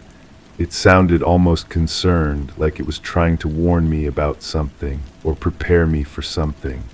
The humming became more complex, layered with harmonics that felt like music from another world. I began to understand that whatever was happening to me had been happening for a long time. The dreams weren't new, they were just the part I was allowed to remember. There were gaps in my memory, spaces where time seemed compressed or missing entirely. Days that felt like they'd passed in fast forward, leaving me exhausted but with no clear recollection of what I'd done. The kitchen in my dreams became more detailed with each visit. I could see scratches on the cabinet doors that weren't there in my real kitchen. The coffee stain on the counter had a different shape, more deliberate, almost like a symbol. The light through the curtains revealed a view outside that didn't match my actual windows. It was like seeing a more complete version of a place I thought I knew. And then I realized I could smell the ozone even when I was awake, not just catching hints of it, but breathing it in deeply, feeling it fill my lungs with that clean, artificial sharpness. The humming was constant now, a background frequency that never quite disappeared. The lifting sensation would come over me at random moments, leaving me feeling weightless and disconnected from my own body. People started avoiding me, not obviously, but I could sense their discomfort. Conversations would trail off when I approached. Electronics would malfunction when I was around. I'd catch people staring at the marks on my arms, which were becoming harder to hide. The circles had a faint luminescence now, barely visible but definitely there. I stopped trying to explain it to myself. The rational part of my mind, the part that insisted these were just dreams, just stress, just imagination, grew quieter each day. In its place, a deeper understanding emerged. Something had chosen me, or found me, or remembered me. The dreams were just the surface, the acceptable face of something much larger and stranger. The voice in the dreams became almost conversational. I still couldn't understand the words, but I could sense meaning behind them. Instructions, maybe, or explanations. The metallic quality softened, becoming more familiar, like a voice I should recognize. Sometimes I found myself trying to respond, forming words in that dream language I didn't consciously know. Last night I had the dream again. The screen door didn't squeak as I nudged it ajar. My footfall on the cool tile floor made no sound. Light filtered through the curtains, casting that familiar oval shape on the wall, pulsing like breath. The humming filled the air, complex and layered now, almost like a symphony. The ozone scent was so strong it made my eyes water. I felt as if I were being lifted, and this time I didn't resist. The sensation was comforting now, like coming home. The metallic voice spoke, and for the first time I understood fragments of what it was saying. Welcome back, it seemed to say. We've been waiting. The kitchen around me was more real than reality, more detailed and present than any waking experience. I could see every grain in the wood of the cabinets, every mote of dust in the light, every subtle shift in the shadows. This was the true version, I realized. My waking kitchen was just an echo, a pale reflection of this more complete space. When I woke up this morning, I didn't wake up in my bed. I woke up in my kitchen, standing by the window, my hand on the counter where that coffee stain should be. But the stain was gone. The counter was clean, unmarked, as if it had been recently installed. The screen door hung slightly ajar, and when I pushed it closed, it didn't squeak. The marks on my arms were glowing softly in the morning light, pulsing in rhythm with something I could feel but not hear. The humming was there, constant and comforting now, like a lullaby I'd known all my life. The ozone scent filled the air, and I breathed it in deeply, feeling more awake than I had in weeks. I understand now that I never wake up from the dreams. I just move between different levels of the same experience, different layers of the same reality. The kitchen I dreamed of is the kitchen I'm standing in. The voice I couldn't understand is speaking to me right now, patient and kind, explaining things I'm finally ready to hear. The screen door didn't squeak as I nudged it ajar, and I stepped outside into a world that looked exactly like the one I remembered, but felt completely different. The air hummed with that familiar frequency, and overhead an oval light pulsed gently against the morning sky, welcoming me home. Story 8. The familiar crunch underfoot didn't come this time. I stepped into the room with the surety of habit, yet the worn carpet refused its usual welcome, its fibers too still and silent. My hand brushed the edge of the table, expecting the gentle thud of a shifted object, but the vase remained inexplicably anchored. As I moved further in, the air seemed to cling, dense and unyielding. An uncanny absence loomed, palpable yet invisible, like a figure just out of sight. Before me, the window pane glistened, untouched by any light, reflecting nothing but its own incomprehensible clarity. I've been waking up with the taste of copper pennies on my tongue for weeks now.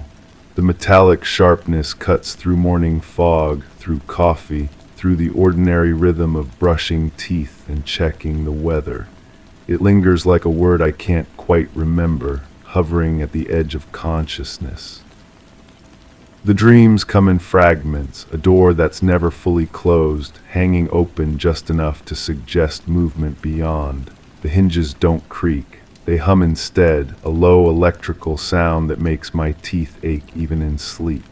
I reach for the handle, but my fingers pass through it like water, like the memory of touching something that was never really there. There were lights behind the trees. Sometimes I find myself standing in rooms I don't remember entering. The transition is seamless, dreamlike. One moment I'm washing dishes, watching soap bubbles catch fluorescent light, and the next I'm in the hallway, staring at wallpaper patterns that seem to shift when I'm not looking directly at them. The roses in the print breathe. Their petals expand and contract with a rhythm that doesn't match my heartbeat, doesn't match anything living. The electrical sound returns during these moments. It starts as a whisper in the walls, travels through the wiring like a secret being passed from room to room. The lights flicker, but not in the way lights should flicker.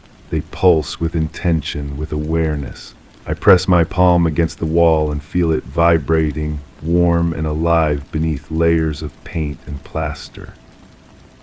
I don't remember ever coming back. The vase on the table hasn't moved in days. I've tested it, pushing gently with increasing force, but it remains fixed as if rooted to the wood grain beneath it.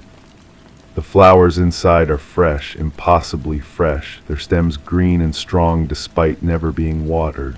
I lean close and breathe in their scent, expecting roses or lilies, but there's only that sharp metallic smell like ozone before a storm. My reflection in the window shows me things I don't remember doing.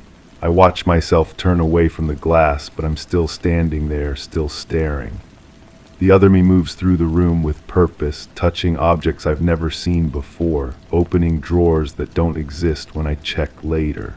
We mirror each other for moments at a time, then diverge, following separate scripts in the same space. The carpet beneath my feet has forgotten how to make sound. Each step lands in perfect silence, as if the air itself is absorbing the impact. I jump, stamp my feet, drag furniture across the floor, but the quiet remains absolute. It's not the absence of noise, but the presence of something that swallows sound before it can escape. The noise didn't come from outside. In the kitchen, water runs upward from the faucet, defying gravity in thin streams that disappear into the ceiling.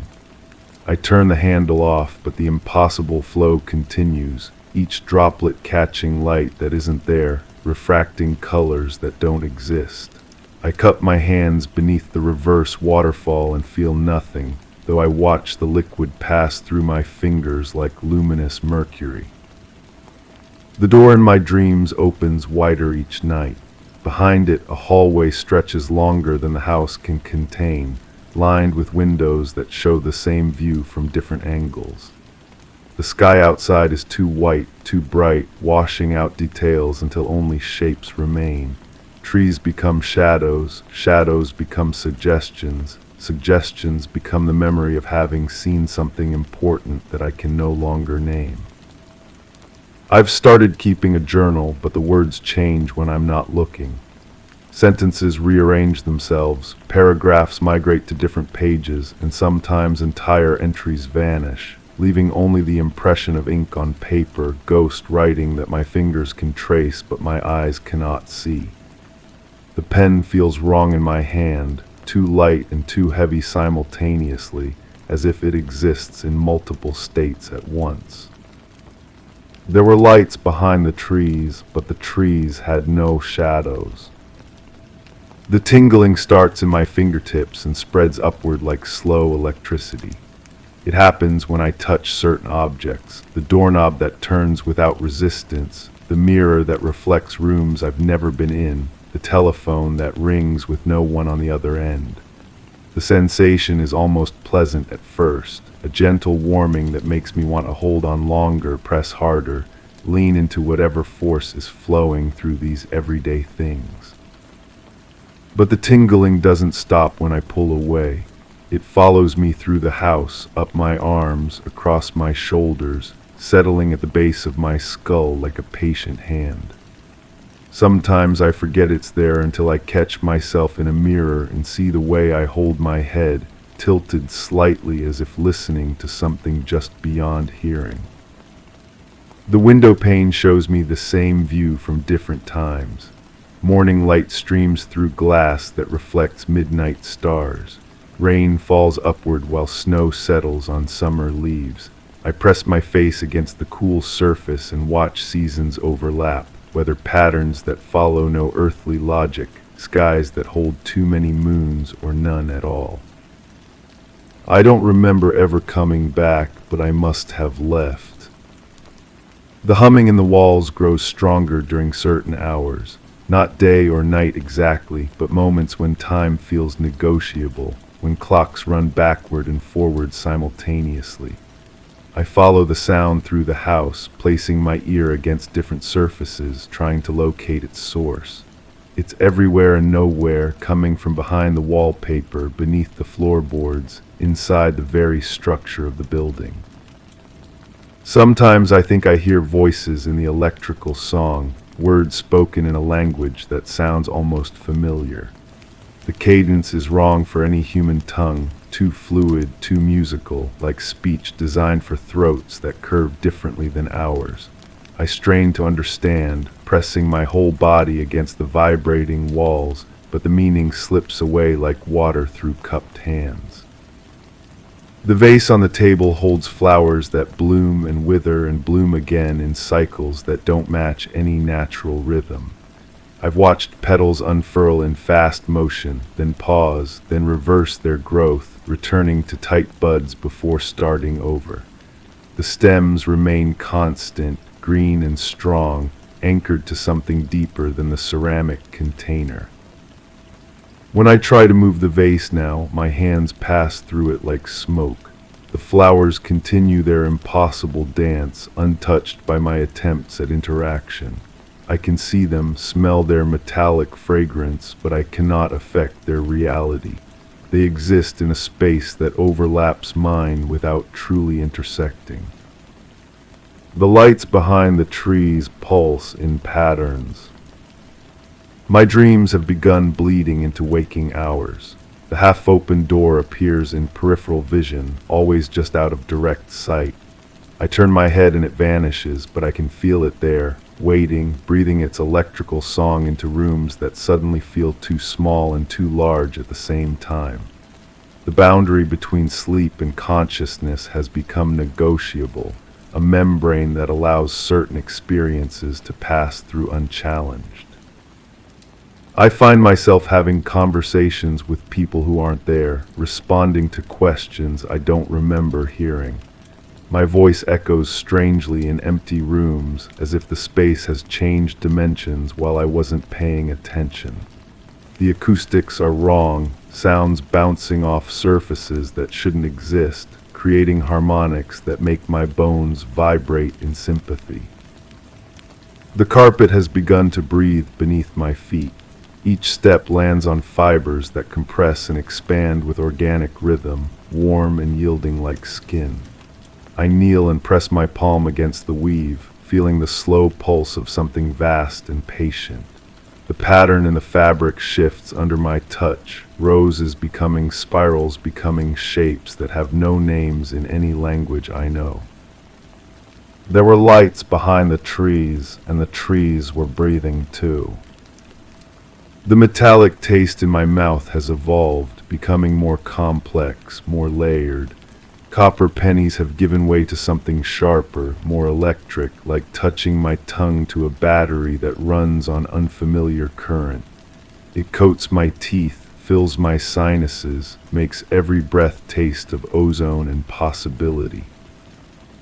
Time moves differently in certain rooms now. I enter the kitchen to make coffee and emerge hours later, though the clock insists only minutes have passed. Or I sit down to read and find myself standing at the window, watching sunset light that should be dawn, holding a book I don't remember opening to a page written in symbols that hurt to look at directly. The reflection in the window pane has stopped pretending to be me. It moves independently now, exploring the reversed room with curious hands, touching objects that don't exist in my version of reality. We watch each other sometimes, two people separated by glass and physics and something else that has no name. The other me seems to know things I don't, gestures toward corners where shadows gather in impossible configurations. I don't remember ever coming back, but something did. The electrical humming has found its way into my bones. I feel it in my ribs when I breathe, in my skull when I turn my head, in the long bones of my arms and legs when I walk through rooms that refuse to stay the same size. The frequency is changing, evolving, becoming more complex, as if learning to speak my body's language. The door in my dreams stands fully open now. Beyond it, the two white hallway stretches toward a destination I can almost remember visiting. The windows along its length show views that shift and blend, landscapes that follow dream logic, skies that hold geometries impossible under earthly physics. I know I've walked that corridor before, felt that strange light on my skin, breathed air that tasted of metal and electricity and something else. Something else that made the trees breathe and the lights pulse and the very fabric of the world become negotiable. The vase on the table has begun to sing, not with voice or vibration, but with a harmony that bypasses the ears entirely, resonating directly in the spaces between thoughts. The flowers dance to this silent music, their petals tracing patterns in the air that leave brief afterimages, geometric forms that suggest meaning just beyond comprehension. I reach for the vase again, and this time my fingers find purchase. It's warm, alive, pulsing with the same rhythm as the carpet, the walls, the electrical song that runs through everything now. As I lift it, the room shifts around me, walls breathing outward, ceiling rising toward infinity, floor becoming soft and yielding like earth prepared for planting. The familiar crunch underfoot didn't come this time, but something else did. The window pane reflects nothing now but light itself, pure and white and endless. I step toward it, feeling the electrical tingling spread from my fingertips to encompass my entire being. The glass surface ripples like water, like the membrane between sleeping and waking, between what was and what is becoming. Behind me, the door that was never fully closed swings wide, releasing its patient electrical song into a room that no longer remembers how to be ordinary. The lights behind the trees pulse in welcome, in recognition, in the rhythm of something vast and patient that has been waiting for me to remember. I don't remember ever coming back. But I'm going now, story 9. The ground beneath me pulsed gently, as if exhaling. Darkness clung to the air like a second skin, but an unearthly luminescence seeped from nowhere, tracing shadows that didn't belong.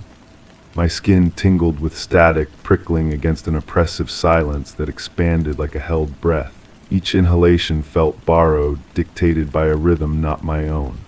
The walls, if they were walls, hovered just beyond sight, curving inward like an embrace locked in hesitation. A sense of being observed crept over me, settling into the hollows of my bones. I lay still, knowing I wasn't alone and that the space around me was waiting. That's where it starts. That's where it always starts when I try to remember. I wake up in my apartment, and for a moment I don't recognize the ceiling. The paint looks different somehow, like it's been breathing while I slept. There's a taste in my mouth I can't identify, metallic but sweet, like copper pennies dipped in honey.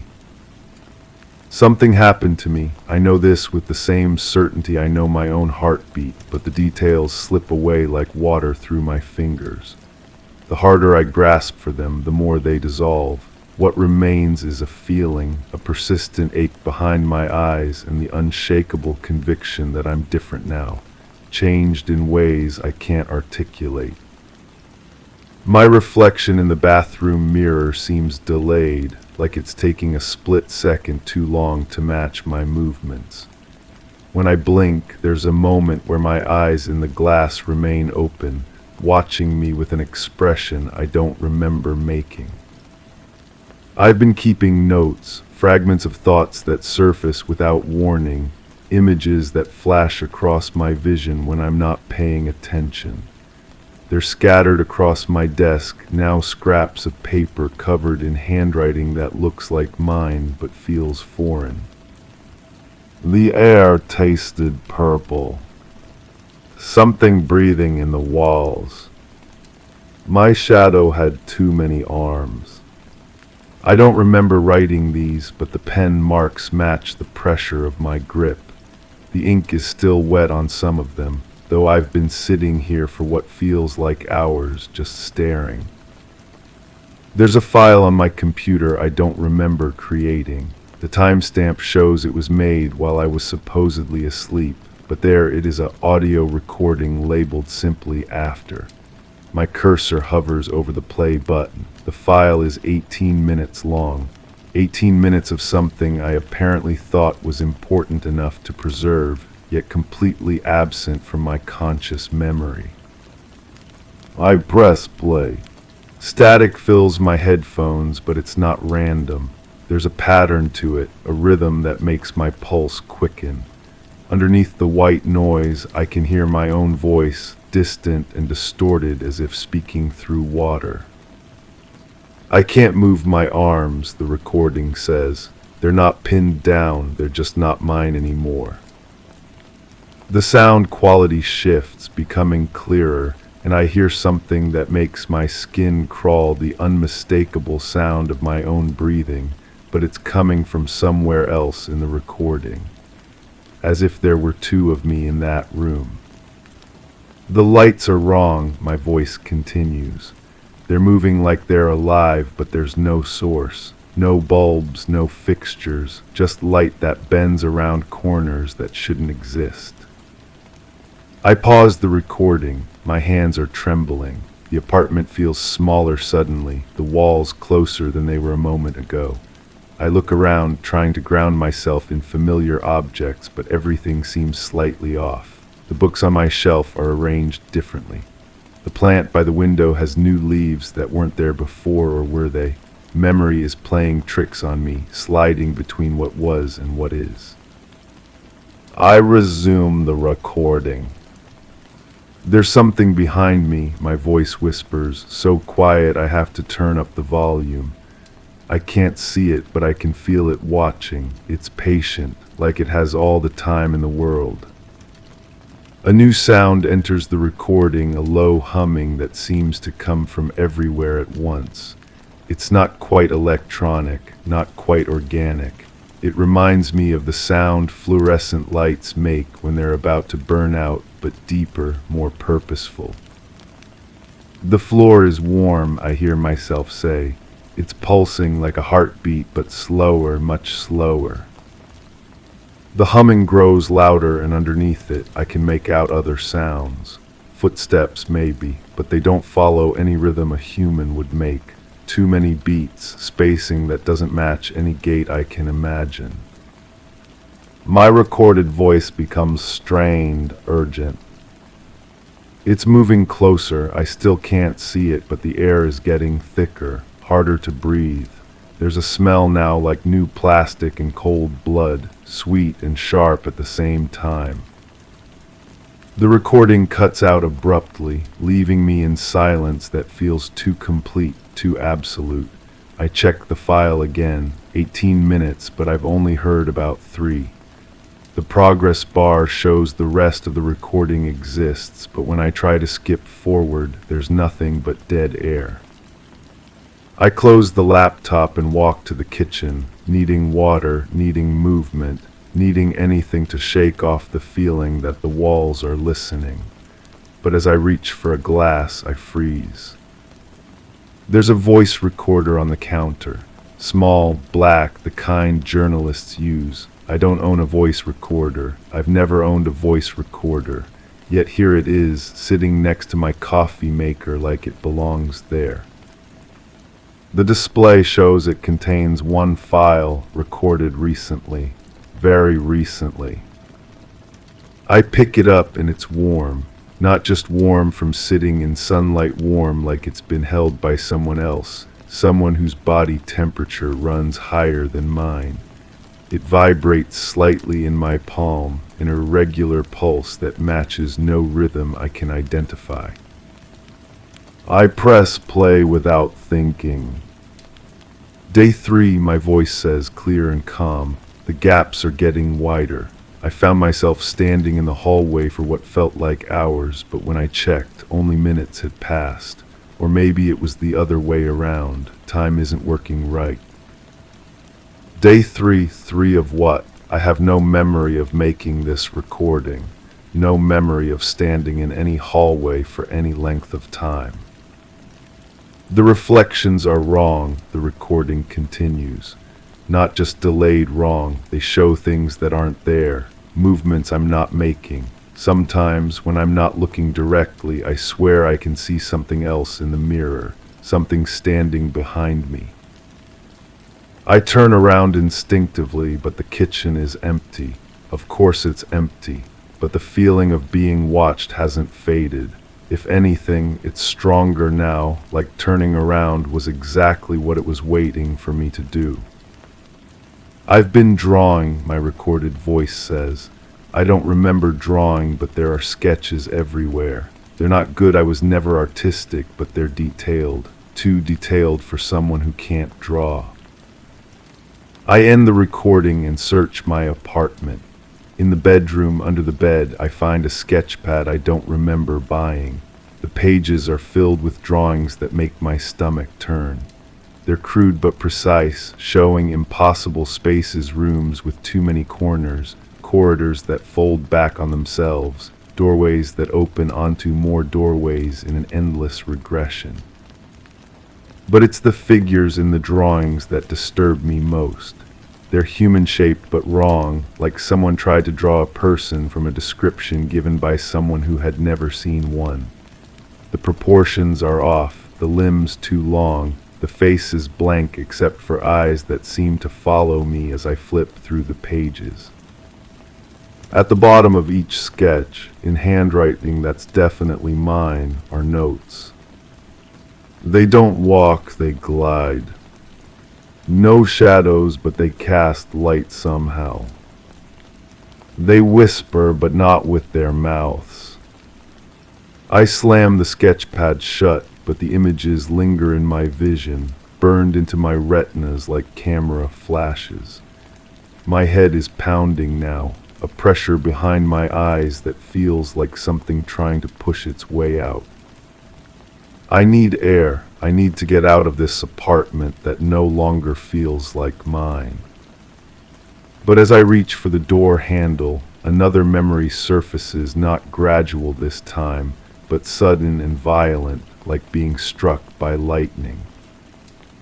I'm in a different place. The walls are curved, organic, like being inside something alive. The air shimmers with heat, but I'm cold, so cold my breath mists in front of my face. There's no floor beneath my feet, just a surface that gives slightly with each step, warm and yielding. The light comes from everywhere and nowhere, casting shadows that move independently of their sources. I try to speak, but my voice comes out distorted, echoing in frequencies that hurt my ears. Something is approaching. I can't see it clearly. It exists in my peripheral vision, always just out of direct sight. But I can hear it breathing, a sound like wind through broken glass. Don't turn around, a voice says, and it takes me a moment to realize it's my own voice, speaking to me from somewhere else in this impossible space. If you turn around, you'll see it, and if you see it, you'll understand. Understand what? I try to ask, but the words come out wrong, twisted into shapes that language wasn't meant to hold. That you were never supposed to leave. The memory fragments, dissolving back into the familiar pain behind my eyes. I'm standing in my apartment again, hands still on the door handle, but something has changed.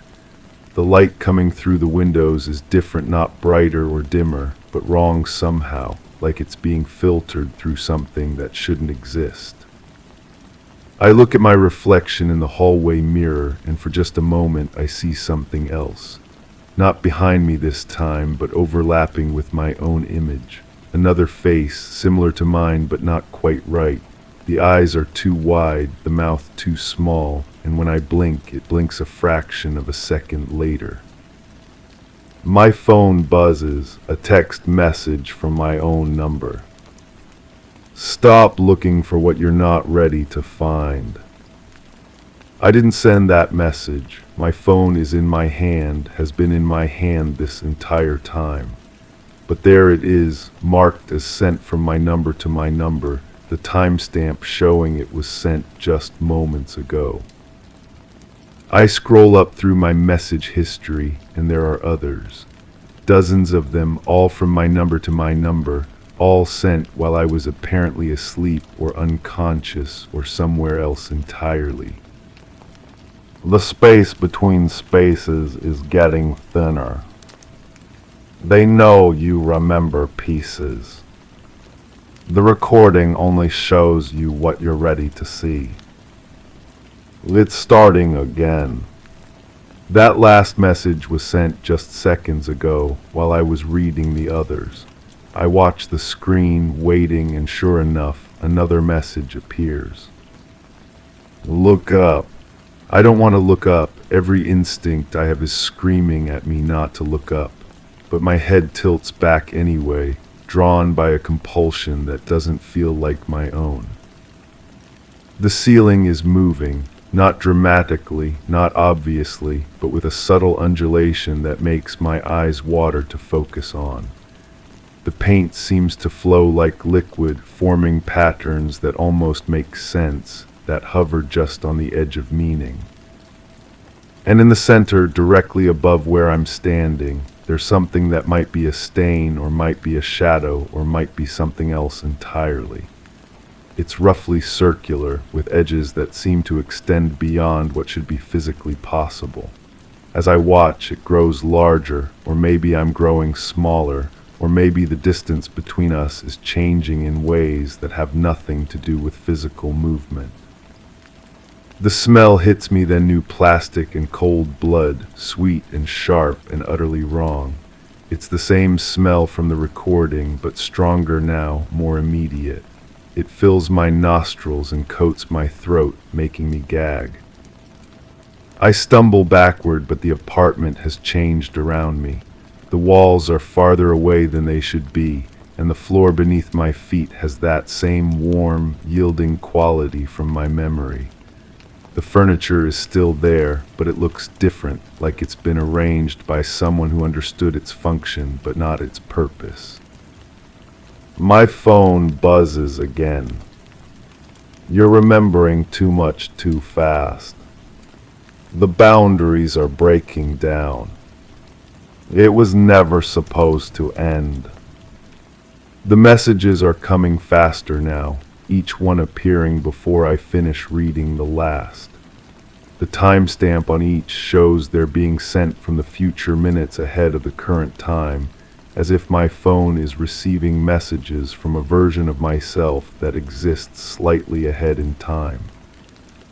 You have to stop. You have to choose.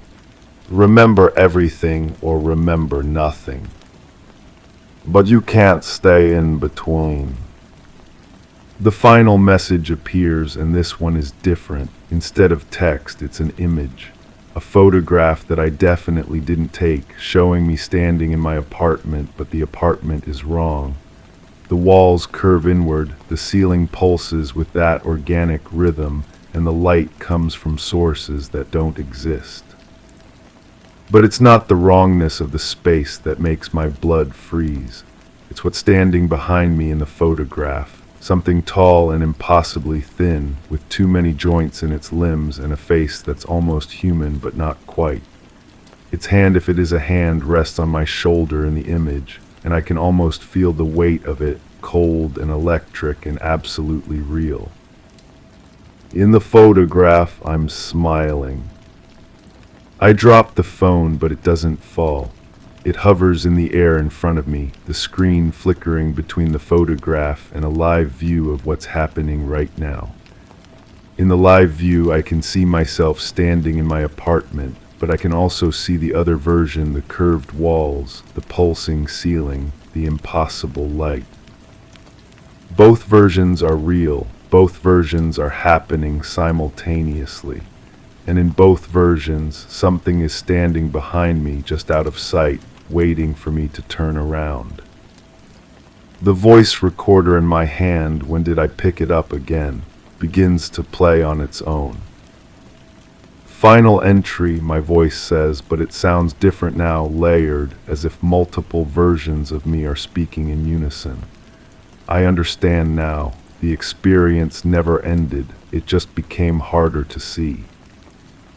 The space I was in, the place with the breathing walls and the impossible light, it's not somewhere else. It's here. It's always been here. Our reality is just a thin layer painted over something much larger and much stranger. The memories weren't taken from me. They were compressed, folded into spaces between my thoughts where I wouldn't accidentally find them. But compression isn't deletion, and folds can be unfolded. I'm remembering now, all of it, the way the ground pulsed beneath me like a sleeping giant's chest, the way the light moved with intention, forming patterns that rewrote themselves faster than I could understand them, the way the air itself seemed alive, pressing against my skin with curious fingers. And I'm remembering what I was told in that place between places. That reality is thinner than we think, that the boundaries we depend on are more like suggestions, and that some experiences are too large to fit inside a single timeline, a single version of events. The thing behind me, it's not malevolent, it's not benevolent either. It's something else entirely, something that exists in the spaces we don't think to look. It's been watching, waiting for me to remember enough to see it clearly. And now I do. The recording ends, but my voice continues, speaking words I don't remember thinking. The reconstruction is complete, I hear myself say. The fragments have been reassembled. The experience can continue. I turn around. The apartment is gone. In its place is the space from my memory, vast and curved and alive with impossible light. The ground pulses beneath my feet with that slow, patient heartbeat. The air tastes of copper and ozone and something else, something that has no name in any language designed for human mouths. And standing in front of me, no longer hiding in peripheral vision or behind reflections, is the thing that has been waiting. It's taller than I remembered, more complex, its form shifting between states that my eyes can't quite process. But its presence is familiar now, like recognizing an old friend after years apart. It doesn't speak, but I understand. The experience in that other place, the one that started with me lying on pulsing ground in breathing darkness, it wasn't an isolated event. It was an invitation. A doorway opened between what is and what could be. I had stepped through, experienced something beyond the boundaries of normal reality, and then stepped back. But the doorway had remained open, hidden in the spaces between my thoughts, waiting for me to remember enough to find it again. The investigation, the fragments, the gradual reconstruction, it was all part of returning, part of choosing to see what I had glimpsed and then forgotten. The thing extends what might be a hand, and I reach out to take it. Its touch is electric, warm and cold simultaneously, and suddenly I can see everything clearly. The apartment exists, but so does this space. My normal life continues, but so does this experience. They're layered on top of each other, occupying the same location, but in different dimensions of possibility. I understand now why the memories had to be fragmented, compressed, hidden away. A human mind can only hold so much strangeness at once, but understanding changes capacity. Acceptance expands what's possible. The boundaries between the two realities become more fluid. I can see my apartment through the curved walls of this impossible space. I can feel the familiar furniture through the organic surfaces that pulse with alien life. Both are real, both are home. But as this understanding settles into my consciousness, a new question emerges. If this experience was an invitation, if this space exists parallel to normal reality, then what about other people? What about other invitations, other doorways, other spaces between spaces? How many others are living layered lives, remembering fragments of experiences too strange to hold in their entirety? How many are conducting their own investigations, finding their own recordings, drawing their own impossible sketches? The thing beside me, I realize now, it's not just one entity but many, overlapping and interconnected, seems to smile, though it has nothing resembling a mouth. The expression is conveyed through changes in the light around it, shifts in the air pressure, modulations in the ever-present humming that fills this space. You're beginning to understand the scope, it says without speaking. This is not an ending, this is not even a beginning, this is recognition of what has always been happening. I look around the space that is simultaneously my apartment and something far stranger, and I see them now, other figures, other people who look almost familiar.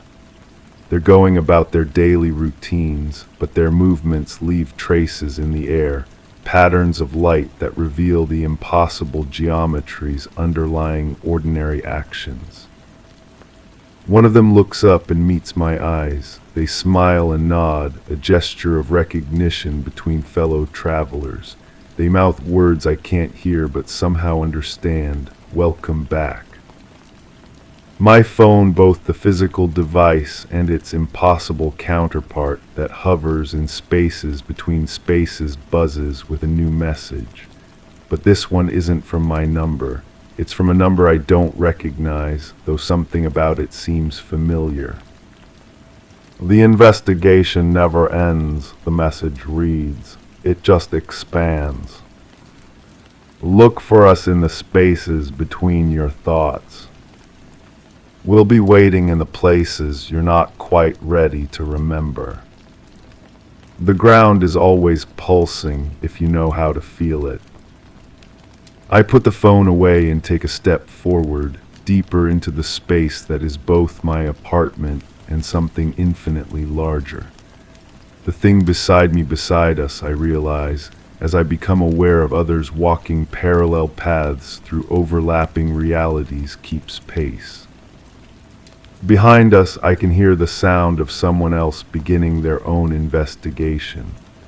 The confused awakening, the sense that something has changed, the desperate search for fragments of an experience too large to hold all at once. I want to turn back to help them, to explain what I've learned, but I understand now that each person must conduct their own reconstruction, must choose for themselves whether to remember everything or nothing, whether to step through the doorway or remain safely on one side. The investigation continues, but it's no longer mine alone. It belongs to everyone who has felt the ground pulse beneath their feet, who has noticed their reflection arriving a moment too late, who has found recordings they don't remember making. We are all investigating the same experience, approaching it from different angles, remembering different fragments. And slowly, piece by piece, we are reconstructing something far larger than any individual memory could contain. The space around me expands, revealing corridors that stretch beyond sight, rooms that exist in more dimensions than should be possible, doorways that open onto other doorways in an endless progression of possibilities. I choose a direction and begin walking, knowing that somewhere in this maze of interconnected realities, others are making the same choice, conducting the same investigation, approaching the same understanding from their own unique perspectives. The ground pulses beneath my feet with that slow, patient heartbeat. The air tastes of copper and possibility, and in the distance I can hear the sound of someone else's voice, speaking into a recorder they don't remember owning, beginning their own journey back to a place they never really left. The investigation continues. It always continues. And somewhere in an apartment that exists parallel to this impossible space, my reflection in the bathroom mirror blinks a moment too late, waiting for the next person to notice, to question, to begin their own reconstruction of the experience that connects us all. The ground beneath me pulses gently, as if exhaling. And I am home, story 10. Dawn filtered through lace curtains, casting gentle patterns on the floor of the living room. The house was quiet, save for the distant hum of traffic. A breeze stirred the curtains lightly, yet the window behind them revealed nothing, a wall of bricks instead of the expected garden. The air held a strange chill, echoing the absence of morning birdsong. A clock ticked steadily on the mantel, but with each tick, a creeping unease grew, as if time itself questioned what lay beyond that bricked-up view. That's the memory that started it all. That first morning when I realized something was wrong, but I didn't understand what. I've been carrying this inside me for so long now, and I keep telling myself I'm safe here, thousands of miles away from where it happened. But the truth is, I don't think distance matters anymore. I don't think it ever did. I've never told anyone about this before, not really, not the whole truth. Every time I tried, the words would catch in my throat like my body was protecting me from reliving it. But I can't keep it inside anymore. It's eating away at me piece by piece, and I think if I don't get it out now, I might lose what's left of myself. So here I am, finally ready to speak. My voice feels shaky even thinking about it, but I have to try. Before everything changed, my life was beautifully ordinary. I was house-sitting for someone who'd gone overseas for work. It was supposed to be simple: water the plants, collect the mail, keep the place lived in. The house was old but comfortable, with creaking wooden floors and rooms that held the golden light of late afternoon like they were designed for it. I thought I was lucky to have such a peaceful place to stay while I figured out my next steps in life. The neighborhood was quiet, the kind where people minded their own business but still waved when they saw you. I'd established a routine: quickly morning coffee in the kitchen, afternoons reading in the sunroom, evenings watching old movies on the small television in the living room. It felt like exactly what I needed after months of chaos and uncertainty. I remember feeling grateful for the solitude. The house seemed to breathe around me, settling into its rhythms as the day progressed. The refrigerator hummed softly in the kitchen. The old pipes sang gentle songs when I turned on the faucets. Even the floorboards had their own language, creaking in familiar patterns as I moved from room to room. For the first few weeks, everything was perfect.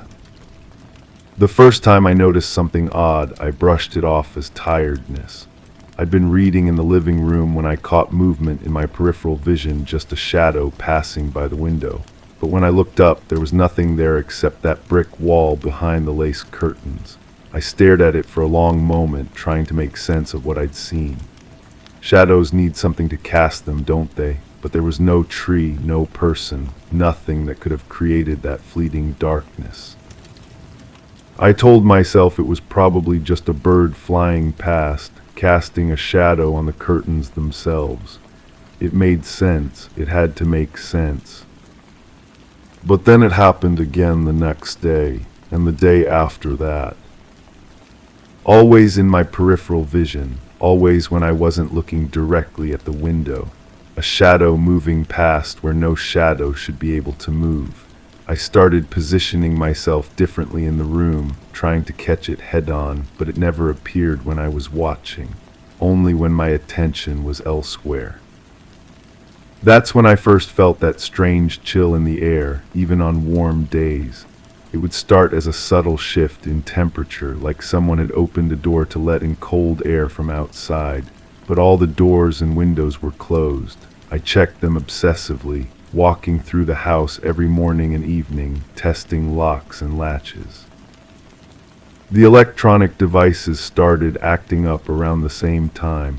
The television would change channels by itself, cycling through static-filled stations that shouldn't have existed. The radio in the kitchen would turn on at odd hours, always tuned to empty frequencies that hissed with white noise. I'd wake up to that sound, a soft, persistent hissing that seemed to come from inside the walls themselves. I blamed it on the age of the house, on faulty wiring and old appliances.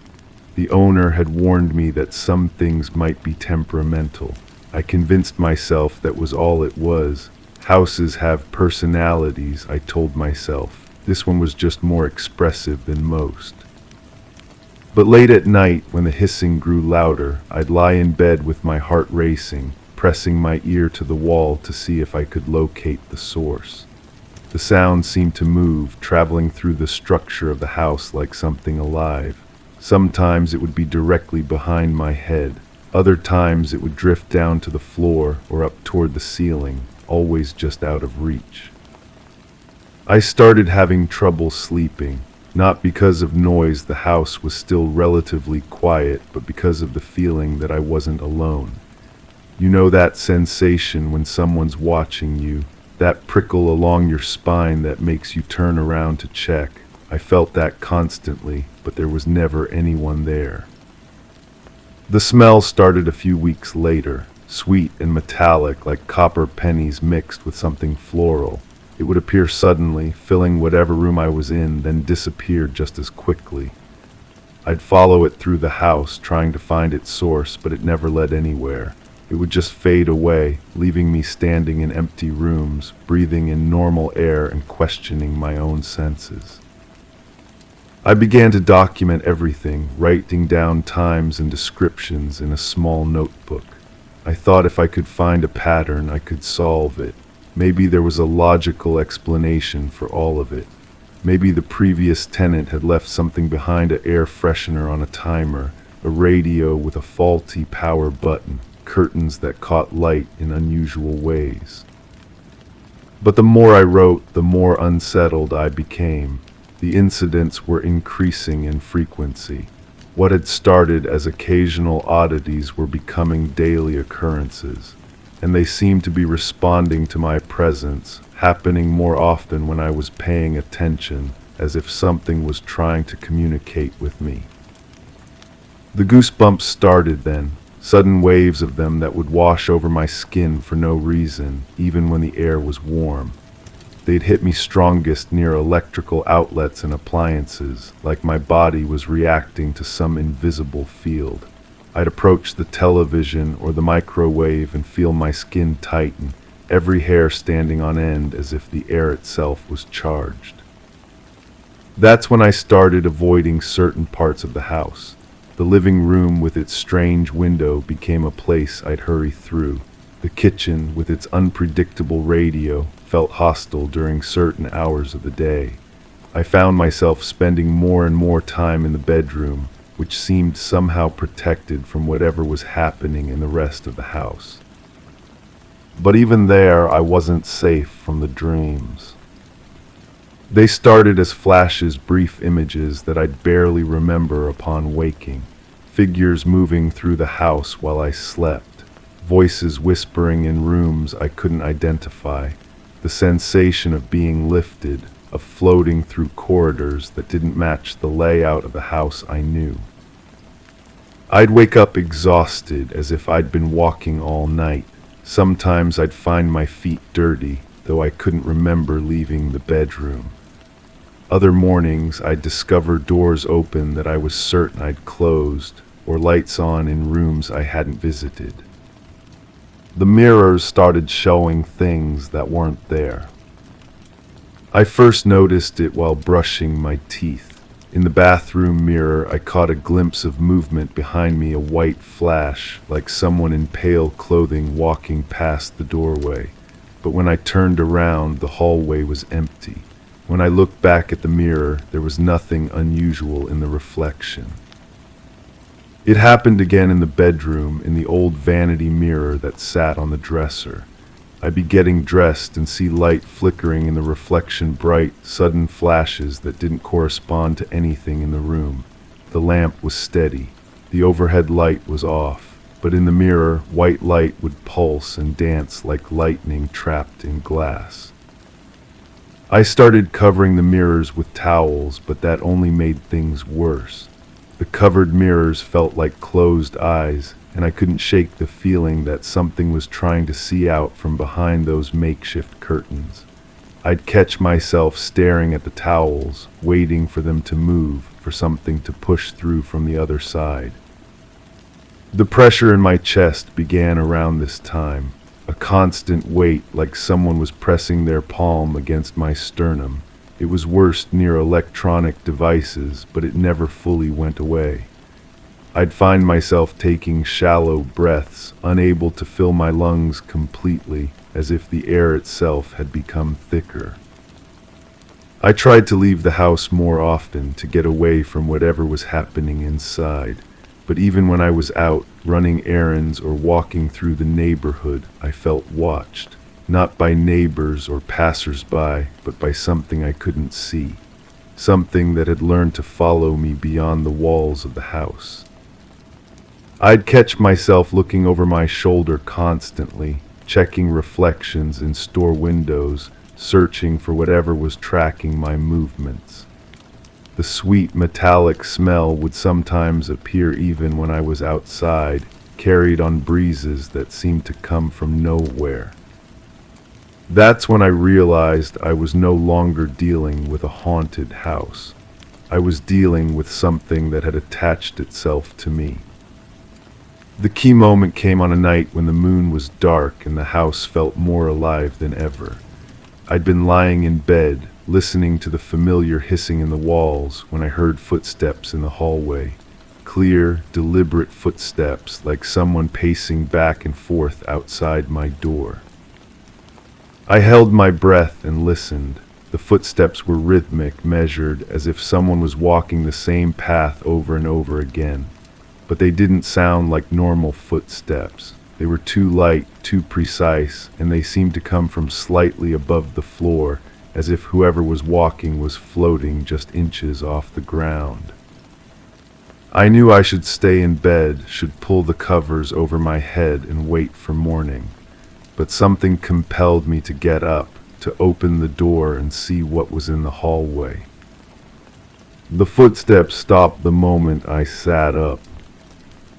I waited in the darkness, every muscle tense, but there was only silence. Finally, I crept to the door and pressed my ear against it. Nothing. No sound at all, not even the usual settling of the house. When I opened the door, the hallway was empty, but it wasn't dark. A soft, white light was emanating from the walls themselves, as if the paint was glowing with its own inner luminescence. The light pulsed gently, like a slow heartbeat, and in its rhythm I could see the entire hallway breathing. I stepped into that impossible light, and that's when I saw it clearly for the first time. At the end of the hallway, where it turned toward the living room, stood a figure, tall and pale, wearing what looked like white clothing that moved without any breeze. Its face was turned toward me, but I couldn't make out any features. It was as if someone had erased the details, leaving only the suggestion of eyes and mouth. We stared at each other for what felt like hours, but was probably only seconds. I couldn't move, couldn't breathe, couldn't look away. The figure didn't move either, but I could feel its attention on me like a physical weight. Then it raised one hand, slowly, deliberately, and pointed at me. The moment it did, every electronic device in the house came alive at once. The television blared static, the radio shrieked with feedback, lights flashed on and off throughout the house. The sweet metallic smell became overwhelming, and the pressure in my chest increased until I thought my ribs might crack. I stumbled backward into the bedroom and slammed the door, but I could still hear everything, the cacophony of electronics, the hissing in the walls that had become a roar, and underneath it all, those footsteps, no longer pacing but walking directly toward my door. I don't remember much after that. I know I called someone, a friend, maybe, or a taxi company. I know I threw my belongings into a bag without really seeing what I was packing. I know I left the house while it was still dark, while the electronic storm was still raging inside. But the details are fuzzy, like trying to remember a dream. It's as if my mind protected itself by blurring the memory of my escape, leaving only impressions and fragments. What I do remember clearly is the feeling of being followed as I left. Even as I walked away from the house, even as I got into the car that came to pick me up, I could feel eyes on me. Not from the windows of the house, I never looked back at those, but from everywhere at once, as if the thing I'd seen had multiplied itself across the entire neighborhood. I moved across the country after that, put as much distance as possible between myself and that place. I told myself that geography would solve it, that whatever had been in that house would stay there, trapped behind those walls like a spider in a web. But I was wrong. The dreams followed me, not every night, but often enough to keep me from ever feeling truly rested. I'd find myself back in that hallway, bathed in that impossible white light, staring at that faceless figure. Sometimes it would point at me again. Other times it would simply watch, and I'd wake up with the feeling that it had been studying me, learning something new each time we met. The mirrors in my new apartment started showing flashes of white light. The electronics would occasionally act up, though never as dramatically as they had in that house. The sweet metallic smell would appear without warning, usually when I was alone and trying to relax. But the worst part was the feeling of being watched. It never went away.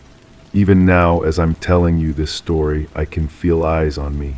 Not human eyes, something else, something that learned my patterns and preferences during those weeks in that house, something that marked me as surely as if it had carved its initials into my skin. I've tried therapy, medication, meditation. I've moved 3 more times, always to places with no history, no shadows, no reason for anything unusual to happen. But it doesn't matter where I go. The thing that found me in that house has never let go.